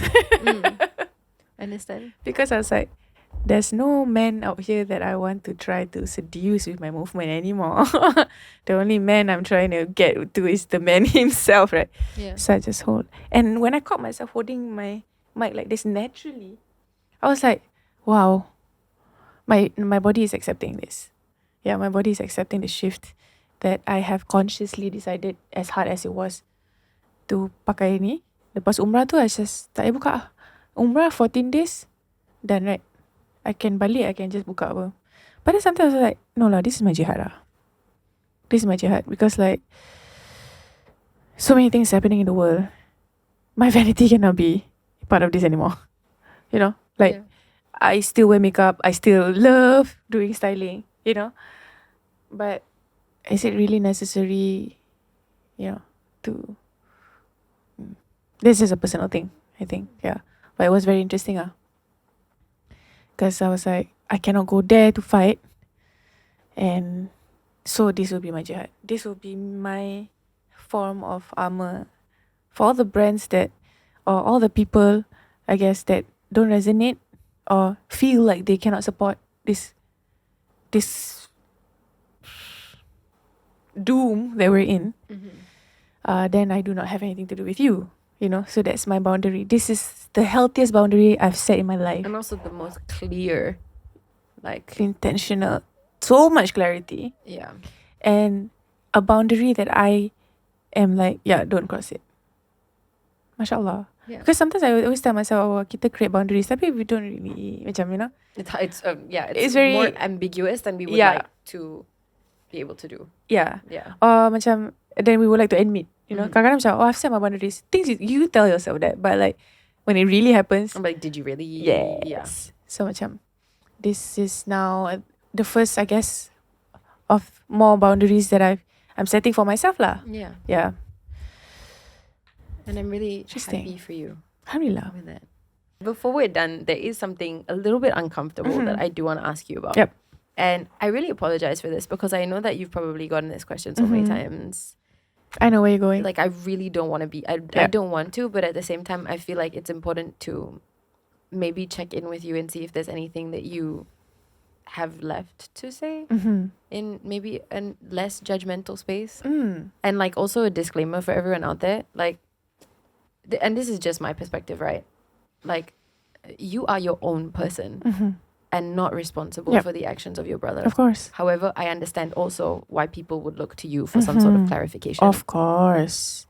And I think the clarification is something that I've already made online. Like, I cannot imagine being 16-year-old boy suddenly, you know, pop star level, suddenly surrounded by decision makers at 16, a boy, you know, so impressionable, and suddenly being thrown in a space where I'm not justifying his actions, please. He knows about this, you know, he knows how much I don't support and I condone any of this nonsense. But at the same time also, I think I'm trying to get into his way of dealing with things. So maybe he was thrown in a place where, you know, now everything doesn't mean, people are only with him because of something. Yeah, there's no genuine friendships from 16 years old onwards, you know. And prior to that also, the history of his life, you know, the struggles he go through, as we all do, kind of shapes the way we are lah, kan, as humans. So I'm just very, very sorry that it has to be this way. And I think Alhamdulillah also, just from my own personal view, I have made a conscious decision to serve my brother. Yeah. So macam, back then, every little thing he does, you know, I mean, this has been going on for years, you know. So last time I would have gotten angry, I would have gotten frustrated with the whole idea of macam, aku just nak be aku punya self. I just want to do my own music, I just want to do my own thing, but everybody cannot stop asking me about this. Everybody only talks to me about this. Nobody talks about this anymore, you know. So that was frustrating for me, you know. And that has caused a lot of tension and a gap between the family punya dynamic . But I think alhamdulillah with faith and Allah's guidance also, I think this year before everything started, I was like, what does it mean to serve? You know, what does it mean to be a servant of Allah? What does it mean to serve people through music or through just, you know, hikmat kat rumah ke apa benda? You know, I was dabbling with that word serve or being a servant. And then Ramadan, all of that happened. I think right before Ramadan, all of that happened. I was like, whoa, time to serve. I could run away. But then that was almost Allah's way of telling me, maybe, almost Allah's way of telling me, like, you want to serve? Serve your blood first.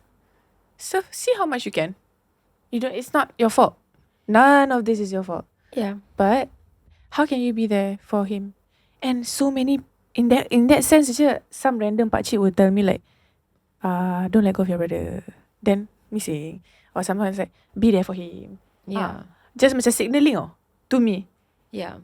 So macam, okay, I'll be there for you. Yeah. I don't necessarily condone at all actually what you do. And at the same time also, the stuff that we do in private, the things we say to each other in private in hopes that we can all heal from this, I don't think it's necessary for me to share. Yeah. Because I think as human beings, we all deserve a little space in our lives where it's not really like, you know, broadcasted I to the completely world. bloody agree. I completely agree. Yeah.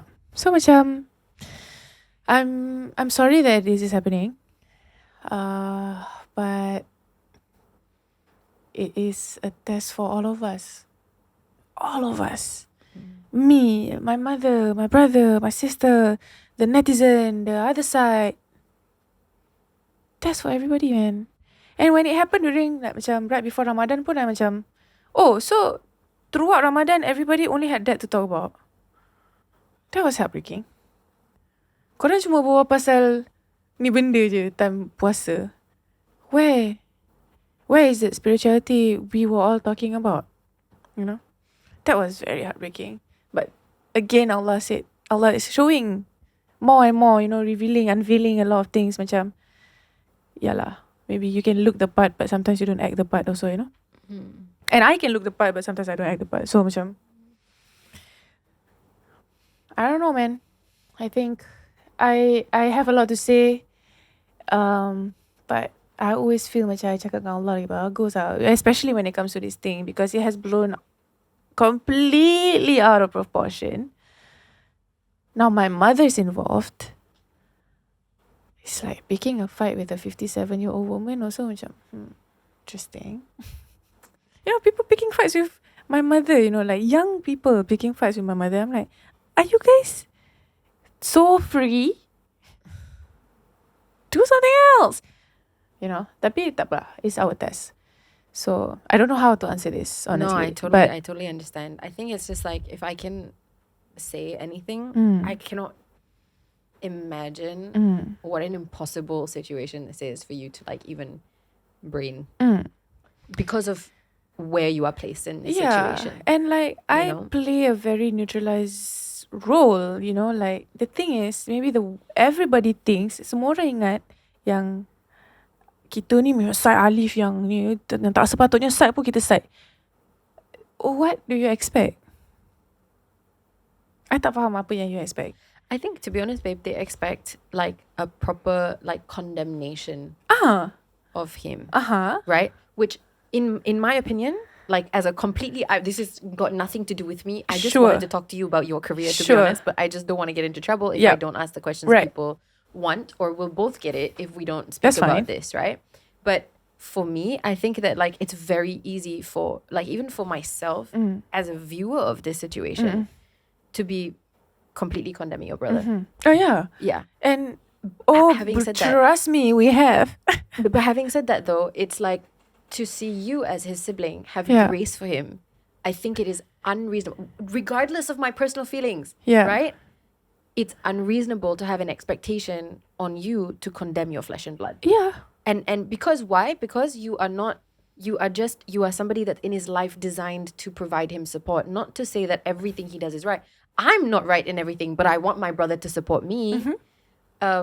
Or like my mom, I want her to support me. I want her to gently advise me if I do mistakes, but not put me on blast. And I think that like, despite whatever mistakes are in the situation, people should have more grace. Yes, there is two sides to to a everybody coin. involved in this situation. Actually, we should all just block this information if it comes on our FYP, because you know what? You know whose business it's not? It's not Anybody else's. No. Yeah. And I am so thankful that I was just on a path of unfollowing everyone. I was just cleansing my social media. So I wasn't following anyone. Now I just follow like family or whatever.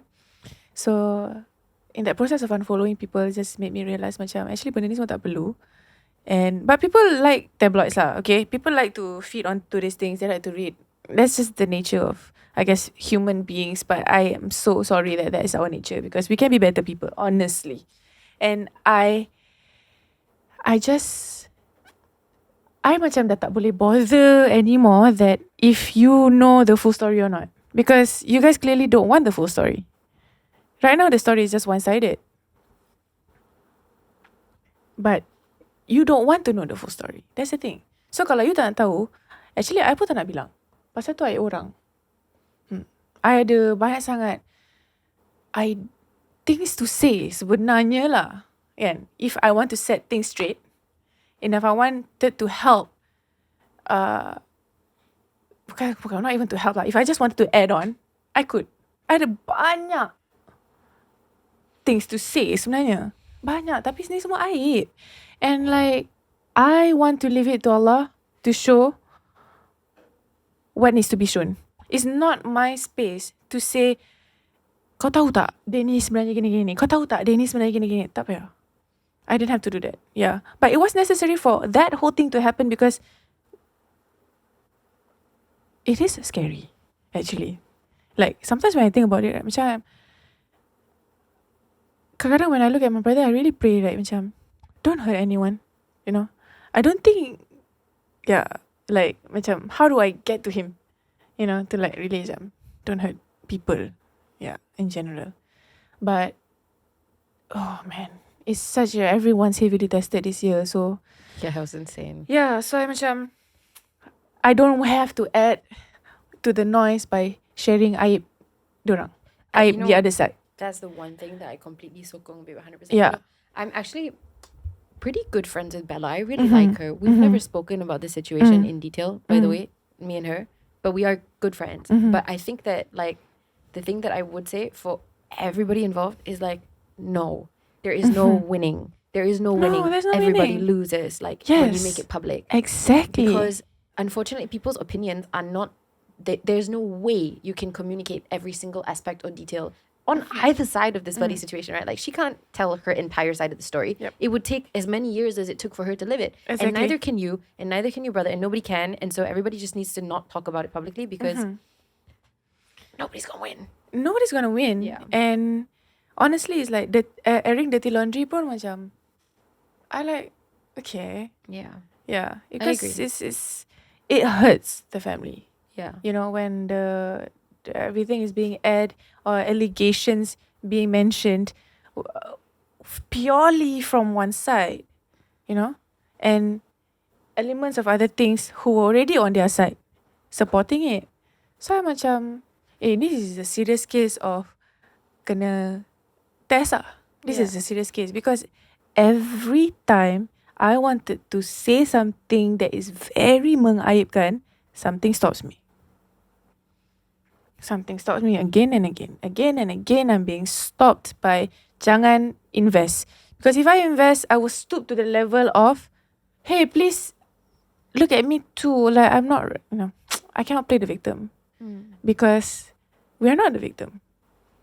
You know, my brother is the cause of all this noise, right? But what you want? Allah haven't taken his life ke apa ke? So macam, I don't know. I just feel like there's a lot of anger that needs to be, that will heal lah, inshallah. I pray for that. So even if it doesn't die down, we'll have something to talk about, I guess. Aisyah, enough. My life is more than this. No, 100% I get you. And I cannot even... Actually, do you know what? From personal life experience, I feel like I can... Not on the same level. Never, not even close to the same But the level. lesson. But I can relate to the feeling of like, for me, this is my life. I want to move on. For you, this is your entertainment. And so you will never let me forget it, huh? I can relate to that at the very least. And I know how bloody exhausting that position is, because it's like you deserve to be able to move on with your life as well. So, in the spirit of moving on, what's next for Aisyah Aziz? What's next? Contemplating on quitting social media Oh for my my own God. mental health. I think that's the solution to everything. I mean, Okay, not to everything, but to most if problems. I could prescribe this to some people who have left comments, like, I'd be like, you quit social media and delete, and you don't deserve. Yeah. It's like, I would be down for that. But then I'd be like, okay, you know what? I can't do that, so I'll quit. Out of sight, out of mind. Okay, Fair. but okay, we'll see. But thinking of a rebranding situation, inshallah. You know, just trying to What are let we go thinking? of the. What are we thinking? We're thinking Aisyah and the man himself. So like Oh, I the did this. I band, knew you know, about like this, just appearing more as a band, and I think the sound also awesome. has been changing quite a bit. So I'm quite excited that 𝙁𝙃𝙃 Festival is coming up. Yes. I think many is expecting Aisyah Aziz, but I think I will still serve, but with new elements that, you know, I've found, and I'm very excited sonically to do this. September and October is going to be really fun.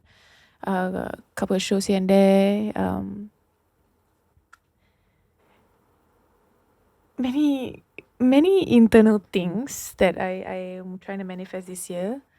But out there, I think it's macam musically lah. I think I'm quite excited to explore. I'm happy for you. Thank you. Yeah. I think you deserve it. Very, very talented girl. Mashallah. We got a rapid fire session. Are you down? Yes. Your favorite song to listen to growing up? Rapid fire. Yes, just it. Things will never be the same again. Melanie C. At the beginning is just the end. Never heard it before, but You know, I'm super down Sporty for Spice. this. Okay, yeah, okay. Weird. What is that in my head? Okay. Yang tahu lah. If you could change your career and do anything else, what would it be? I would be a dentist. What? What? I feel like there are so many dentists out there that dream of becoming singers. But Interesting. Very few singers that dream of becoming dentists. Whoa. I need the statistics on this. Like, why? Why? Because like, smile, bro. Like, you help them smile. That's quite correct, eh? That's a bit crack, lah. Yeah, okay. So the stones I have, right? Or the gems I have on my teeth, Small right? gems, yeah. Yeah, it just makes you want to smile more. And then imagine being a dentist. Just clean out all the nonsense in there. Help them make nicely whiten the teeth. Also, everybody's just smiling for nothing. She's so crack. Okay. Sedekah, babe. Okay. I've never thought of being a dentist as like a fun thing. I'm just like not gonna front with you. What? You could do that. Would yours be? Probably like an artist. Oh, Like painting, like a okay, painting okay. artist. I would be like a who approves the shows on Netflix? Who does that? I You. want to do that. I want to watch them all and then be like, yes, you're win. That's cute. No. Yeah, like I would totally do that. That's nice, That'd be so actually. good. What? That's a job, right? Fina. LPF. Yes. Lembaga. You mean Pendapasan like film. censorship board? I should work in the censorship board. Imagine the movies I would watch, man. Oh, yeah, right. Can The I put stuff this that comes in, right? LPF, we love you. You keep us safe. But I would totally love to work for you. Okay, moving on. Dream artist you'd want to collaborate with? Am I so Not boring? many, I see. can't really think. Dream artist. Why haven't I thought about it? Have you never thought about it? Of collaborations. They always keep coming. Alhamdulillah. Okay, maybe like siapa? Dream artist to collaborate Internationally. with. 𝙁𝙃𝙃𝙁𝙁. 𝙁𝙃𝙃𝙁 maybe. Okay. Yeah. Because he's like, I think the love of my life. Okay. Oh. I think. Oh. Yeah, he's cute. It's to be determined. What's that? To be determined. Like, we're still thinking about it. He may or may not be the love of your life. We will never know. This is really this is a bit controversial. Okay. Probably the hardest question I've asked you so far. Alamak. What's your favorite Malaysian food? Oh, You nasi see anything kukus. controversial? Nasi kukus. Nasi kukus. Nasi kukus that ayam was actually rempah. not a very controversial answer.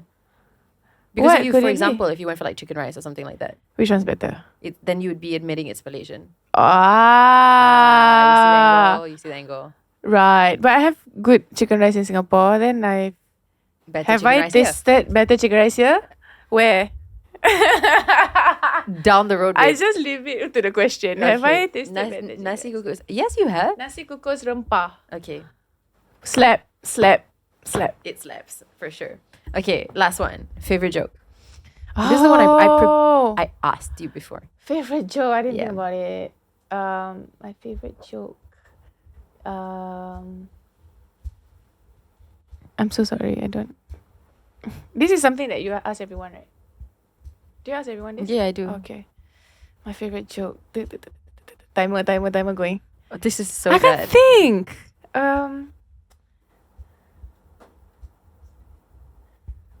You want some ilham? Yes. It's so bad. I'm already laughing. She's Why? judging. No, it's really bad. Why does the lion go for facials? Where does a lion go for facials? To clean out his Singapores.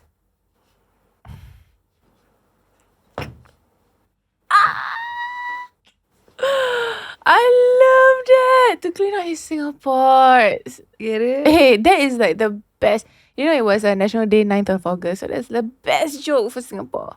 To clean out his Singapore. Good job. Singaporeans do a lot of Did facial. you write that? Where is it? Joker. This pula. Joker pula. You want another one? Yes. Why is Aisyah Aziz so good at singing? This is very, very obvious. Because she's from Singapore. Mashallah, it's true. Yeah. Yeah. I mean, I'm not sure if Singapore has to do with it. It's probably just like the genetics, the practice, the talent. But sure, gifts, we can It's patriotic. It's fine. Boy. Yeah. I still don't have a joke for you. The joke's on you. For wanting a joke on me. Well, I can do another one. Okay. Makanan apa yang selalu lambat? Chocolate. I got like oatmeal latte. Okay, I see it. Chocolate. Chocolate. What else? Saya so lambat. Country yang paling lambat sekali? Adelaide. Masalahnya Adelaide is bukan country. Adelaide is not a country, country. but that's fine. Edit. We just pretend that never happened. Okay, tak apa sis. Thank you. I'm gonna let you skip the joke segment, but you owe me one, okay, for next time. InsyaAllah. Okay, sebelum kita habiskan episod kita untuk hari ni, is there anything you'd like to say to the people that are watching out there? How? Address the crowd. Address the crowd, please. Madam. I firstly want to thank you for making space for me to always Thank you for coming. babble for 2 hours. No, I'm so down. Yeah. down to And the listen. coffee, of course. You're most welcome. It's good coffee, alhamdulillah. I think I don't have much to say. I think I just hope for a more kinder place for all of us to be in. And that also means kindness to yourself and kindness to others, I think. And it's hard because now we can be invincible online. You know, I can be anybody else. I want to be online and just say nasty things. But hey, that comes back. It always comes back. So you send out bad vibes, you akan dapat balik bad vibes. Benda tu simple je sebenarnya. So I don't want bad vibes for you. So I hope we can practice a bit of kindness.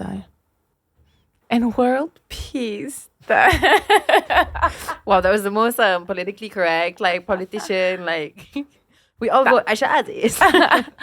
Yeah, but I think kindness. I think we lack kindness, and especially online, I think we can practice it a bit more, inshallah.